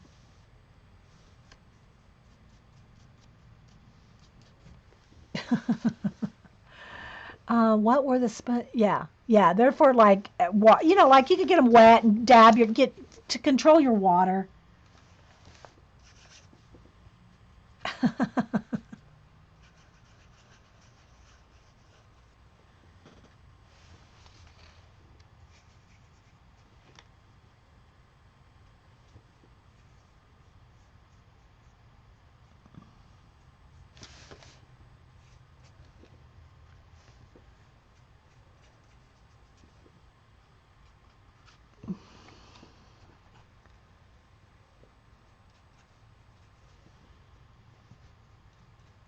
This one, remember, I accidentally did his hand orange, so I'm having to go over it again a couple of times to get it gray again. All right, let's do his feet.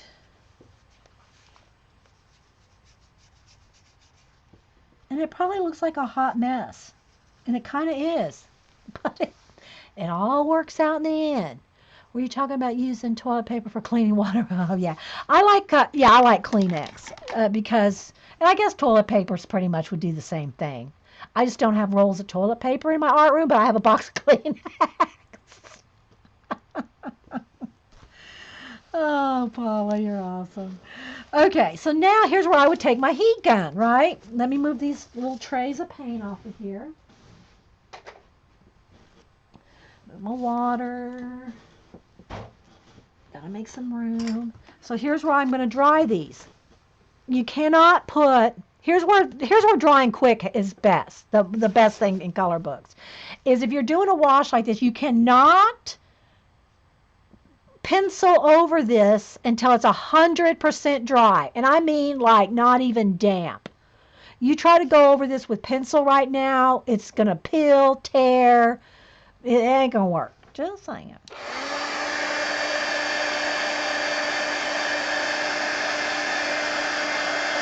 And look, I can do this, Laura. You can do this, Laura. Just don't leave your hand under it.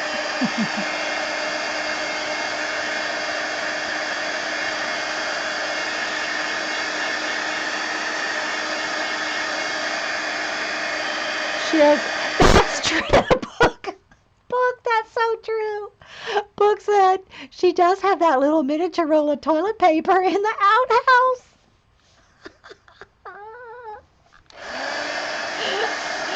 That's so true.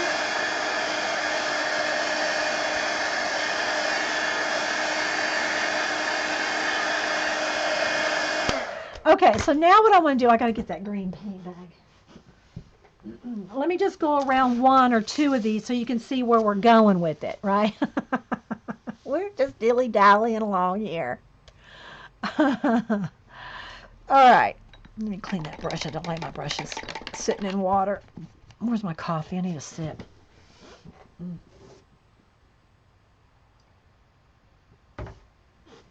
Okay. So now you can see him. Maybe I'm going to zoom in now. Let's see what we can do about that. That's always a challenge. Let's do that. Let's zoom in.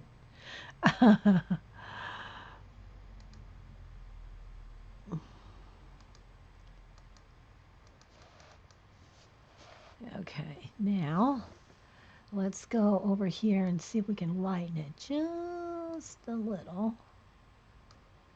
All right.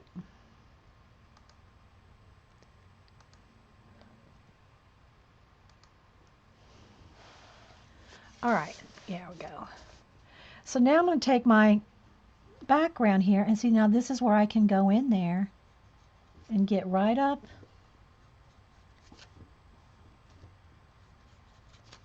Get my paint's getting dried up. There it goes.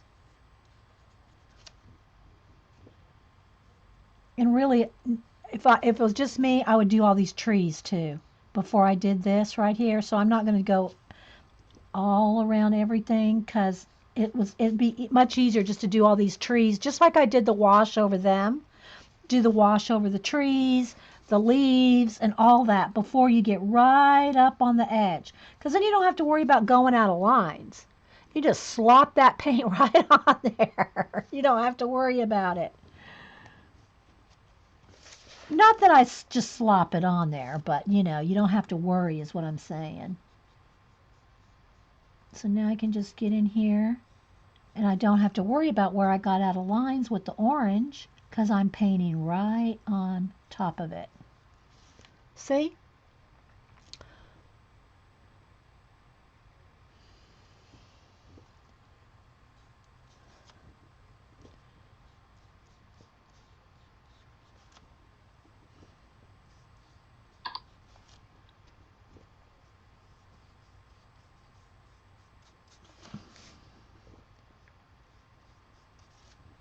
So now I'm just coming right up.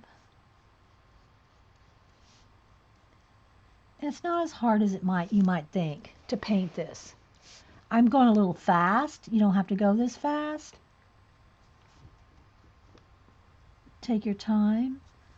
But if you want any kind of pencil work, it's just best. I mean, you can, if you have a black background, you could use black pencil right up on the edge. I find it just as easy to do it with a small brush.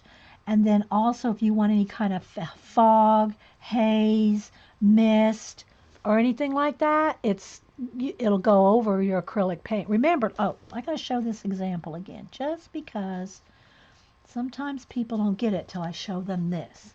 Let me find a piece of paper. Uh, where's a piece of scratch paper? Never have scratch paper. How can you never have scratch paper?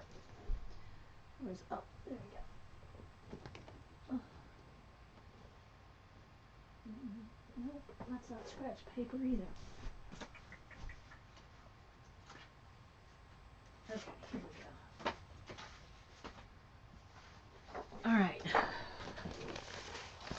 So this is why the paint is awesome. What color green it is? It's the Hauser dark green. Okay, this just gives the best example of anything. So I'm going to use the dark green because I have it right here. So here's dark green paint, right? And it has to be dry, remember, and my paint's drying out here. I need to squeeze out some more. Okay, so there's dark green paint. Let me get a dark green pencil. Dark green.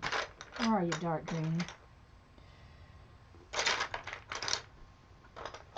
Okay. So here's a dark green pencil. Now I'm going to just put it down, dark. Okay.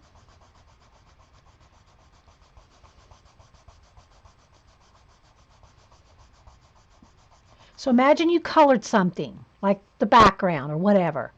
So let's say you colored it with a dark green paint, or you colored it in solid. You wanted a dark, dark green with a pencil. All right? Now where's my water? Now I got to make sure this is dry though, so let me hit that with the heat gun, because you got to have, anytime you have wet paint, you got to have it dry.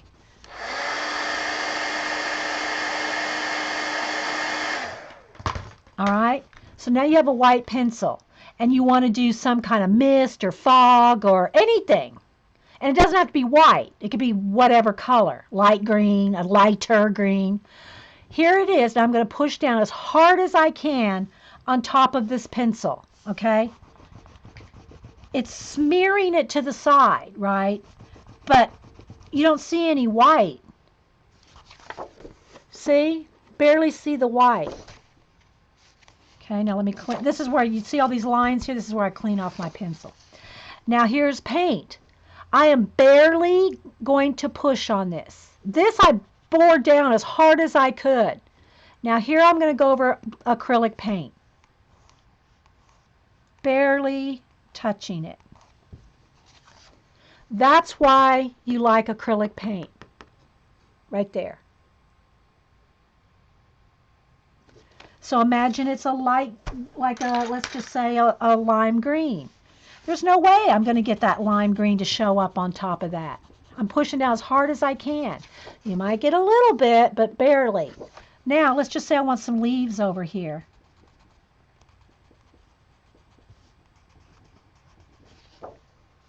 See how it goes on top? Well, maybe this might be flashed out, but see how you can put another color on top of paint?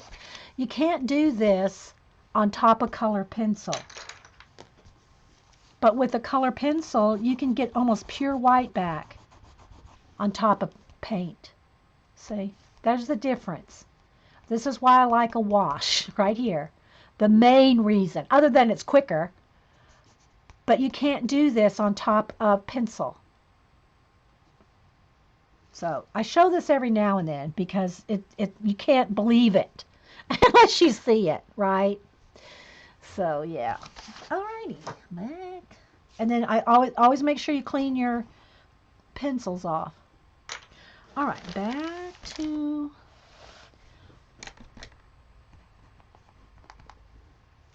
our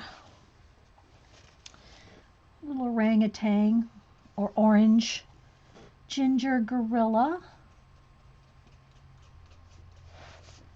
So I just want to do a little bit of work on one of them, just so you can kind of see where we're going. Yeah, it does work over watercolors as well, but not quite as well. Not quite as well. The watercolor doesn't give it the exact amount of tooth.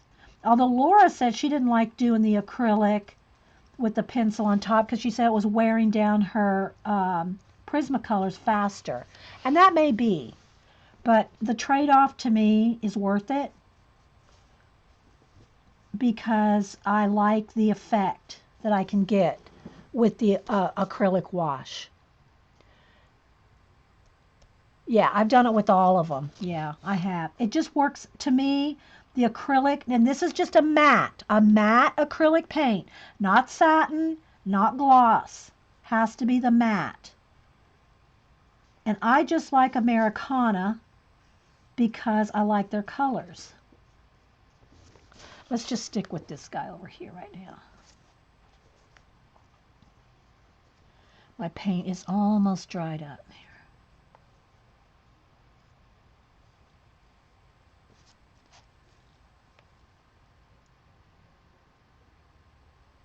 Yeah, it you can still do it, but it's not quite the same, in my opinion, as the acrylic.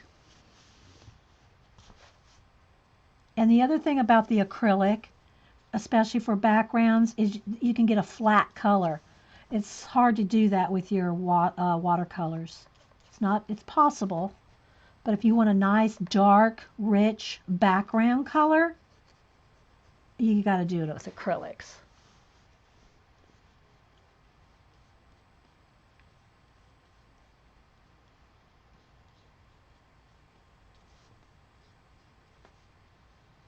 So I really just want to get around this guy here.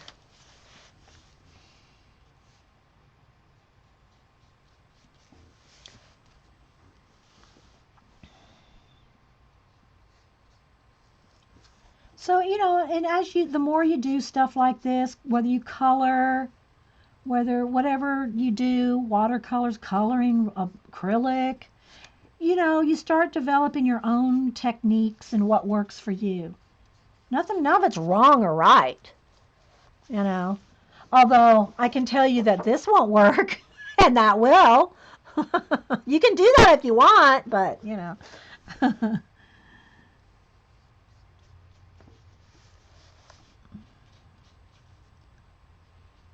But I want to do some work on him a little bit. So that's why I'm kind of hurrying a little bit around the background around him before the rest of this green paint dries out.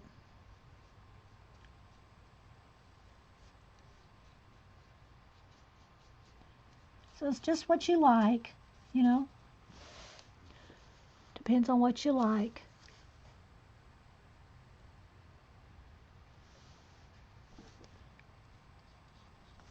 What you like using. A lot of people, a lot of people don't like to even think about using acrylic on anything, you know. I'm not a watercolor gal. I'm trying to use it more because I have some ideas for some stuff with it, but it's not like my priority. Jean loves the watercolor and she's getting better and better at it every time she does a new piece.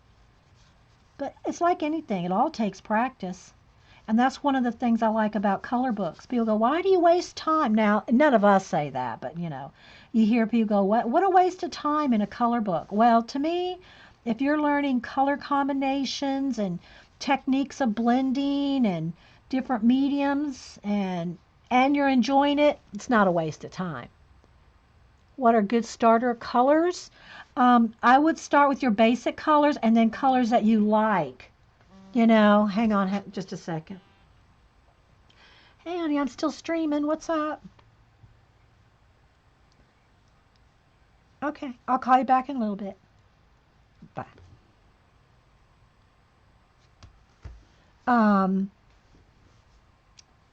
What was I saying? It's you're learning stuff.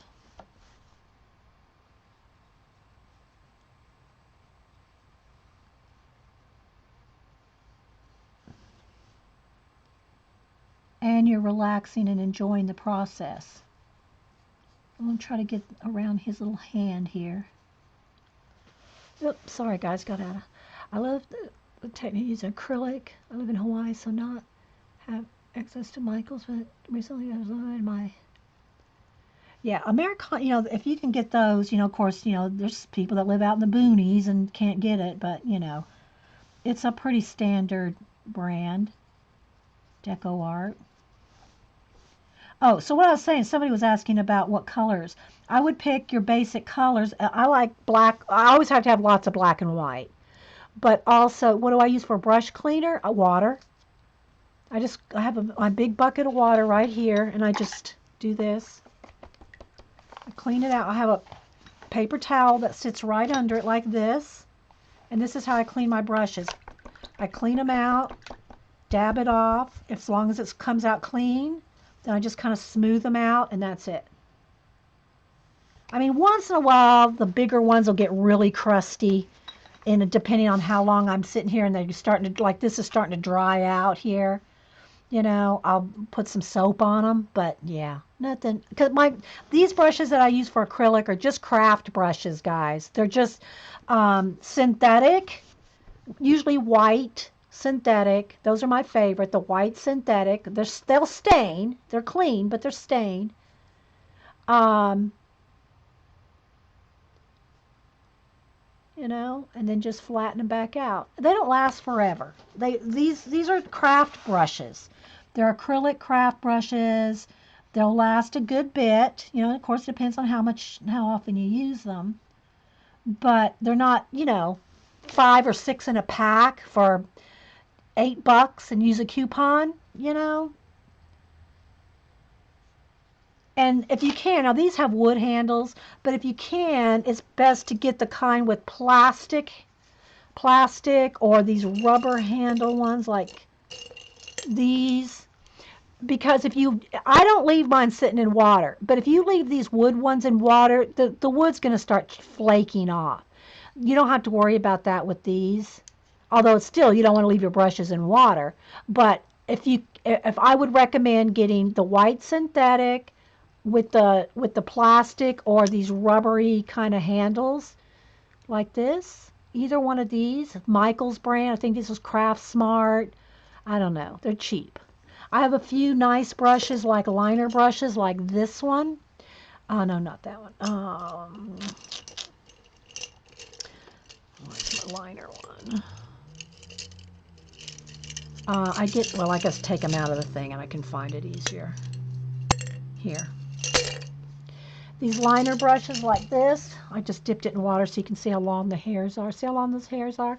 These are the Master Touch brand. They're like a wood with a shellac coating, and they're thicker. But I buy these for the long liner brushes. And these are probably $5 to $8 each. Use a coupon or wait till they go on sale for 40% off. When do you need to buy a new brush? If you have a flat or an angle and it's no longer flat. They're flared out.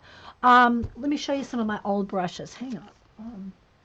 So these are the ones, I'll just show you my brushes. These are the ones I use, like right now, I'm using every day. However, these are also ones that I can use currently. These in that jar. These 2 jars. These are tiny. These are medium.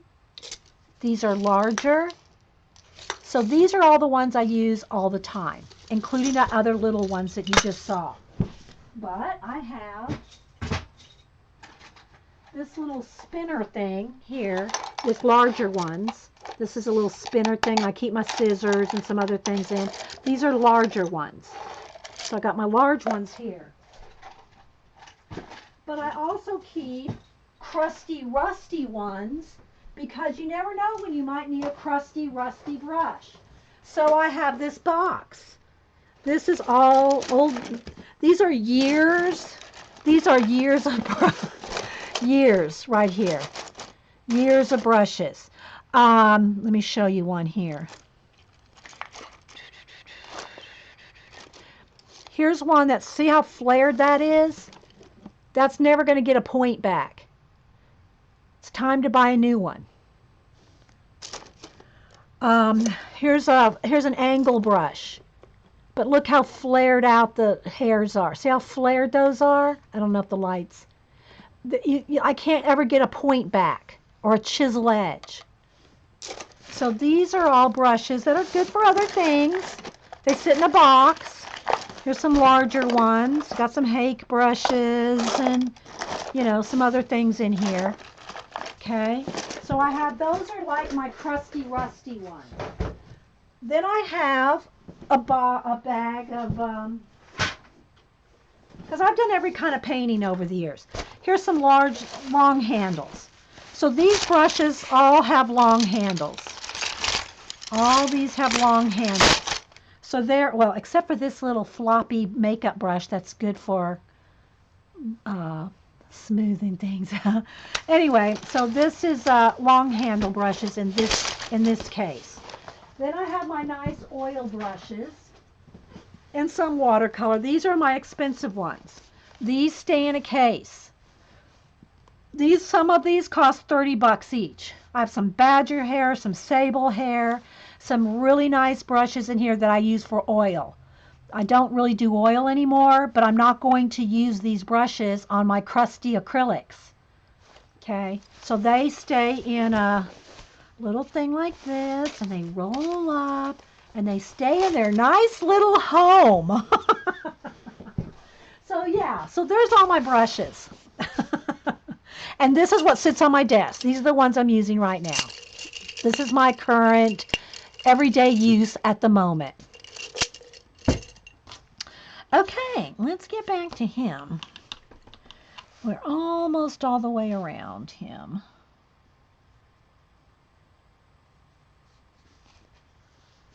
Those grizzled brushes are my fibs. Yes, Terry, exactly. They are. They've been with me years, some of them,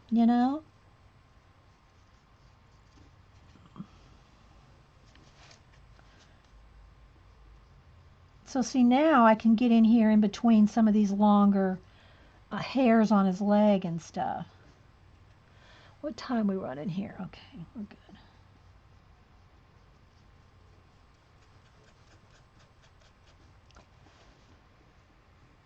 Go for a few more minutes.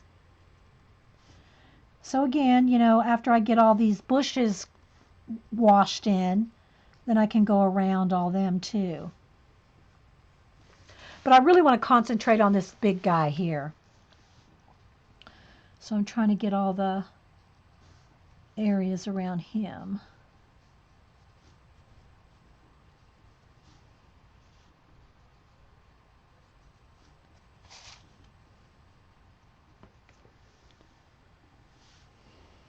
Welcome back, Vicki. Anybody else popped out and in? Thanks for being here. All right, let's see. Oh, I got to get a little bit around his hand here.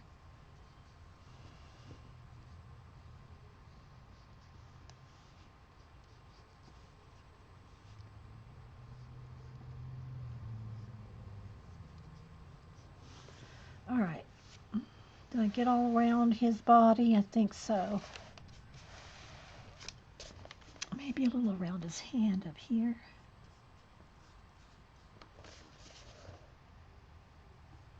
Okay. That's good for a start anyway. Just do some little bit of work on him. You don't have a point. Hi. Welcome to the Fibs, Barb. You don't have a point, you just ramble. All right, now I'm going to dry this. Heat gun.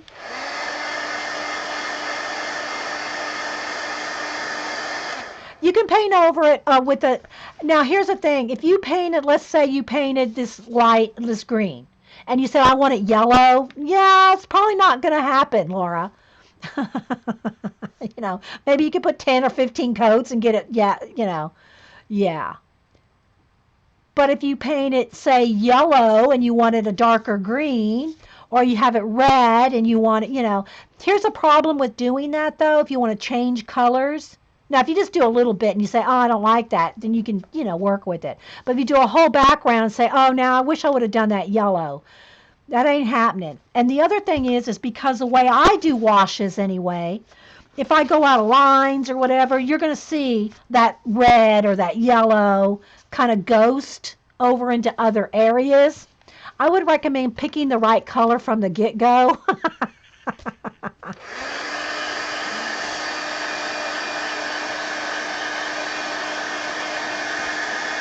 Okay, that's all it needs. It's dry. All right, so what I want to do now is let's pick a couple of colors. I'm just going to go with my Prismas here. And these are the colors that I use every day. They're just right here, my Prisma colors. These are what I use a lot of portrait colors. These are all my skin and portrait colors in here. My yellows and peaches, my reds and oranges and pinks, blues, greens, browns, darker ones like that. There's that gold color. So here's, this is my go-to tray every day. That being said, I got plenty of Prismacolors in this tray. Here's all my Prismacolors, all bundled up in nice, there's some erasers, all bundled up in nice little bundles in another tray. Pick the right color, or as Tom Gunn says, make it, or Tim Gunn, make it work. That's right.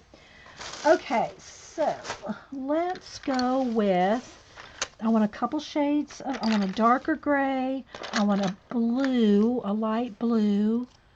That should be enough for the hands and face, just a gray and a blue, a light blue. And this is a powder blue, and I don't know what gray this is because it's a nub. Now for him, I'm going to pick a couple colors. I think I'm going to go with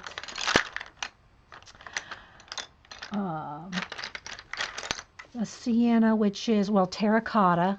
Terracotta and sienna, pretty much interchangeable to me. This one is, I think this one's sienna brown, and the terracotta. This one's just terracotta is a little bit redder. Why do you always have to show the tray? Why? Why? Because I know you don't like yours banded up. Laura, I know you can't stand to rubber band yours. All right, let's go with the dark brown, a sienna or terracotta, and an orange. Maybe two oranges. Let's go with, I think that's just orange. Yeah, orange. And maybe something in between the two. Let's see. Yeah, okay. So we're going to go with these colors. Now I'll sharpen them so you can see them. My little bowl here is where I sharpen in. Laura. Oh, that's how I roll with my Prismas. If they're not being used, and I'll go through this tray. This is just a silverware tray, right? I'll go through this silverware tray every now and then and put them all back in their bundles. Put them all back in their rubber bands. And then as I need them again, I'll start pulling again. So these are the ones that I literally use my pencils every single day. Yeah. All right, so I'm going to sharpen these up a little. All right, so now let's work on him a little. So I'm going to take my blue and my gray, and I will use a white Posca probably for the dot in his eye. Let's see, where's that baby? What am I doing with that?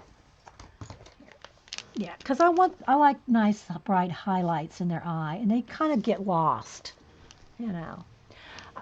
Thanks, Laura. I love you too. All right, so now I'm going to take the gray, and I'm going to do some of the shading, some of the shadows here.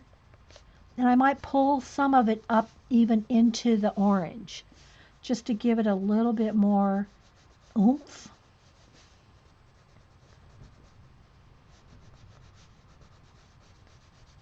Okay, so the gray wash is like my mid-tone.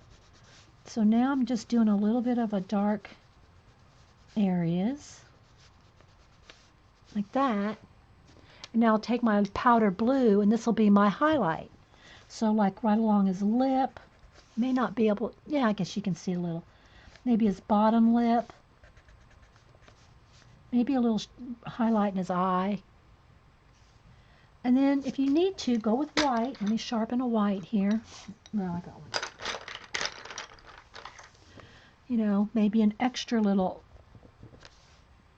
highlight here, there. And if you can't get the white, the highlight, which you can as long as there's not a bunch of pencil, trying to get the white over other pencil, remember, this is what happens if you try to go over pencil. As long as you have a base, as long as your base is not covered up with pencil, if it's just acrylic wash, then your white, you can go get pure white back. Okay? But once you start adding the pencil, then you're going to be running into this. Oh, you don't like the texture of rubber bands? You see, I don't like the texture of chalk. So something just like that. And that's pretty good on his face. Maybe a little highlight on his nostril. You see? So can you see how that kind of just popped off the page? His little face.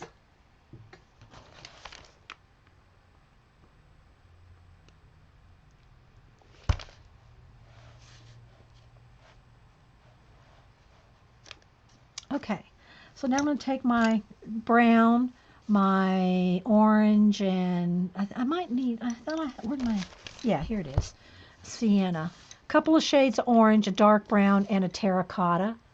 So I think I'm going to start with the, I think I'll start with the terracotta, kind of the middle. I don't want to get too dark yet, although, you know, some of the grays from his face carried off into the body. His ear.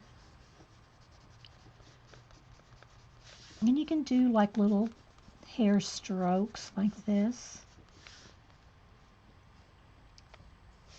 I know, a little bit makes so much difference, doesn't it, Vicki? So I'm just going to go in here and kind of find some of the darker hair areas.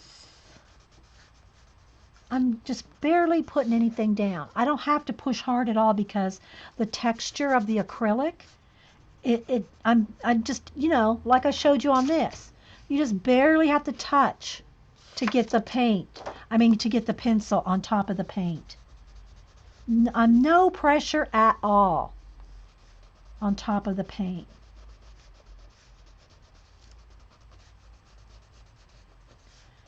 So I'm just kind of going in here and finding some of the,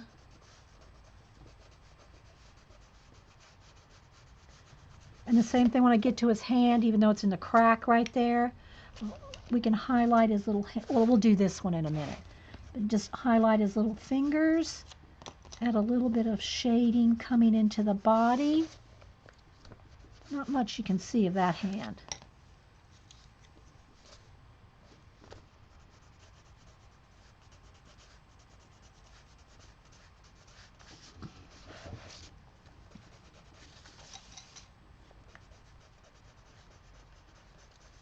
But I want to show you some nice edges, some nice touches of the edges here in just a second. Okay. Just like I did on the squirrel earlier.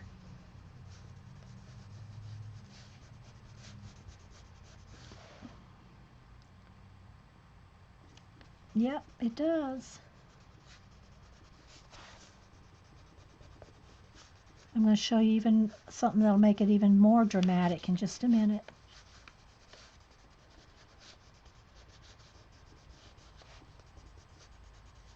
So I'm just following all the hairlines that are already there.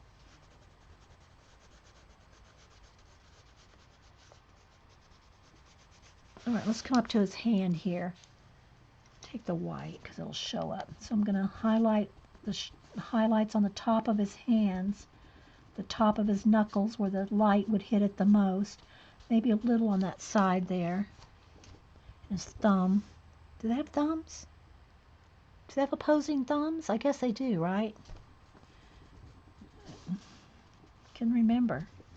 And then I'll take a little bit of the dark and just kind of shade in there a little.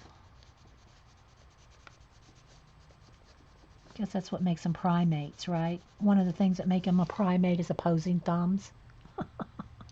been a while since I studied that stuff. All right, back to the sienna color. Just kind of blending that gray in with the sienna. All right, I won't carry on down to his body because I want to do some things up here so you can see some dramatic. Okay, now I'm going to take my light orange and just maybe go over some of this, kind of carry it out just because I want to make him kind of really orange. You know, I don't know if they're this orange in real life, but you know.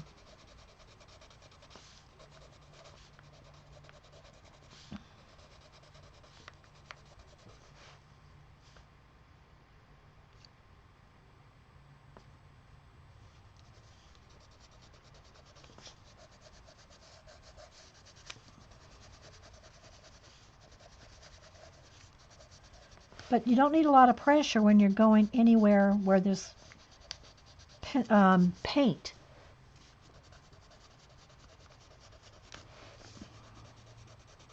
But I'm going to show you some dramatic edges here. Really make them stand out. Okay, I don't want to get down in here. Let's just stick with right in here for now because we got to go in a minute. Got to go in a minute. Okay, so what I'm going to do, I'm going to take the Posca, the white. Now you can do this with acrylic paint.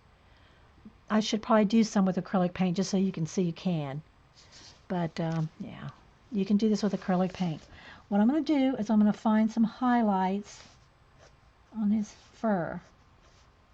I'm going right, this is why, you know, now you got to have that background done before you can do this part. Okay, so I'm going to have,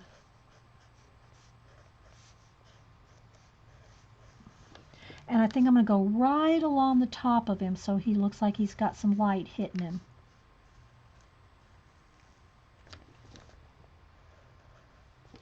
This is to make a nice dramatic highlight. Maybe he has a few flared out hairs on his head. Maybe I'll have a highlight around his ear. Okay, so I'm just kind of flowing in some hairs like this. And again, you know, maybe I'll have some light bouncing right along his body right there. But he'll probably have a few hairs too. Tips of his fingers. See how that makes it pop? Might have a few little hairs on his head. There'll be a few sticking up here and there, or the light might be hitting them. Okay. So I'm just going to stick with this area. Y'all with me? You still with the tour? Maybe there's a few there. Maybe he has a little bit of muscle popping right there and here. Okay. So now you let this dry. Gotta have it dry. He's coming to life, yeah. Okay, gotta have it. And hi, Marie, by the way. Anybody else I might have missed? Yeah, but you can do the exact same thing with white paint. And a brush. Just a dab of paint. Okay, you can take white paint and you can get in there with a small brush and just do the same thing. You can even do some dry brushing and get some even more like bigger areas like that. See how that kind of gives it more of a bigger area?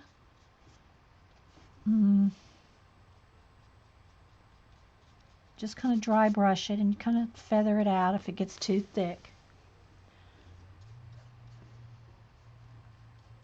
Okay. So now though what you do is you let it dry or hit it with the heat gun, which that's what I'm going to do.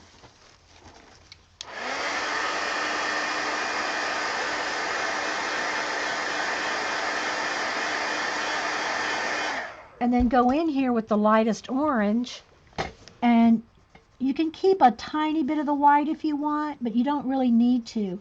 When you go over this, when you go over the white with your orange, or well, whatever color you're working with. Now I'm going to leave that. I want to leave that nice, pretty much almost white edge because that gives them the look of sunshine right there or light. But everywhere else, all the little fur lines that I popped out here, I really want to keep. I want to knock them back a little with the orange. They're still there. See, they're not going away. I'm not bearing down. I'm just lightly coating over them. They won't go away, but they won't be stark white, and it'll look more realistic.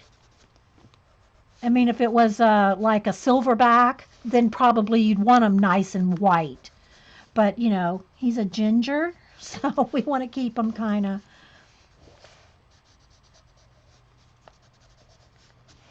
something like that. But you see how that light just bounces off his body right there?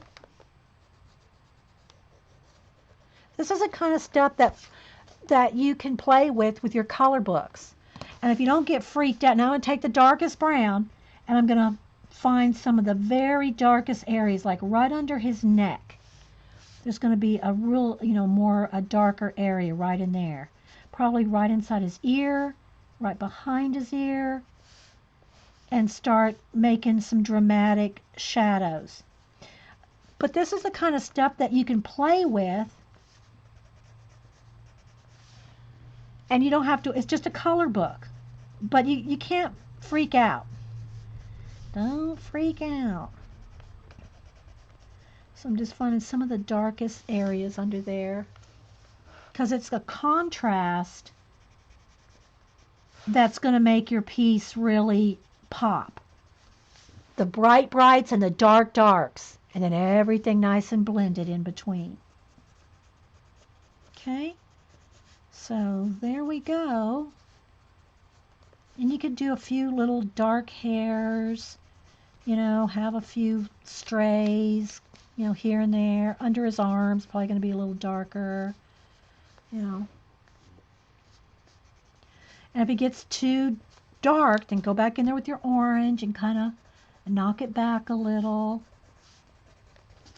And just shade back and forth.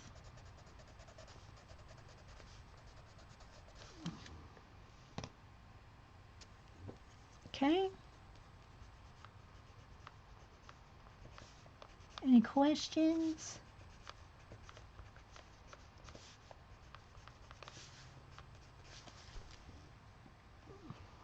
See how he's coming to life?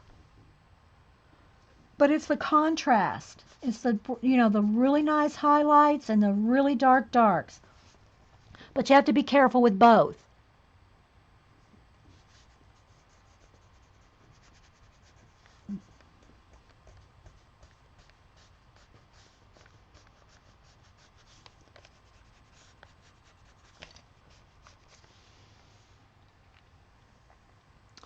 So yeah, any questions? Because we're going to go.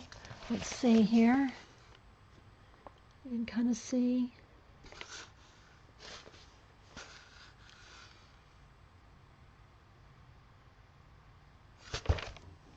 I'll tweet a picture of this. I'll throw some pencils on there and tweet his little face.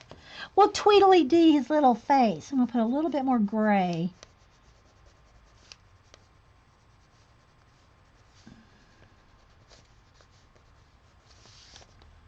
Like that. Thanks, guys. All right, well, I'm going to head out. I hope y'all enjoyed it. I did this, worked in this, and so you can see how I could do a background. Again, this is how I would do it. I'd go in here with all these leaves and do it like a wash of lime green. Then I'd go back in there and do all the dark green, and then start shading this and building that up. Same thing for the tree trunks, whatever. It takes a while. You can see how long this takes. You don't just do it in a minute. He's a handsome beast. Yeah. But you can go from something like this to that with just a couple of shades. So, all right, guys. Well, I hope you have a good Wednesday. I never know if I'm going to stream on Friday or not, but I appreciate you all being here. Thanks, guys. Yeah. Thanks, Jean. Thanks, everybody. Suzanne, everybody. I appreciate everybody being here. I really do. I appreciate all of you. So, yeah, hopefully we'll see it. Does anybody else? Jean, has somebody said they're going to stream now? Because then I'll finish this up and go watch somebody else. Thanks, Karen. Yee. Thanks, guys. Appreciate it. Thanks, Dot. Did anybody else say they're going to stream? Hey, Janice, I didn't see you. CB.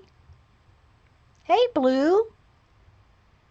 Thanks, Kimberly. I'm glad you had a wonderful Wednesday. No one right now? Okay. I'll watch Twitter. All right, guys. I'll post a picture of his face. It's, kind of a close up of it so you can see him kind of close up.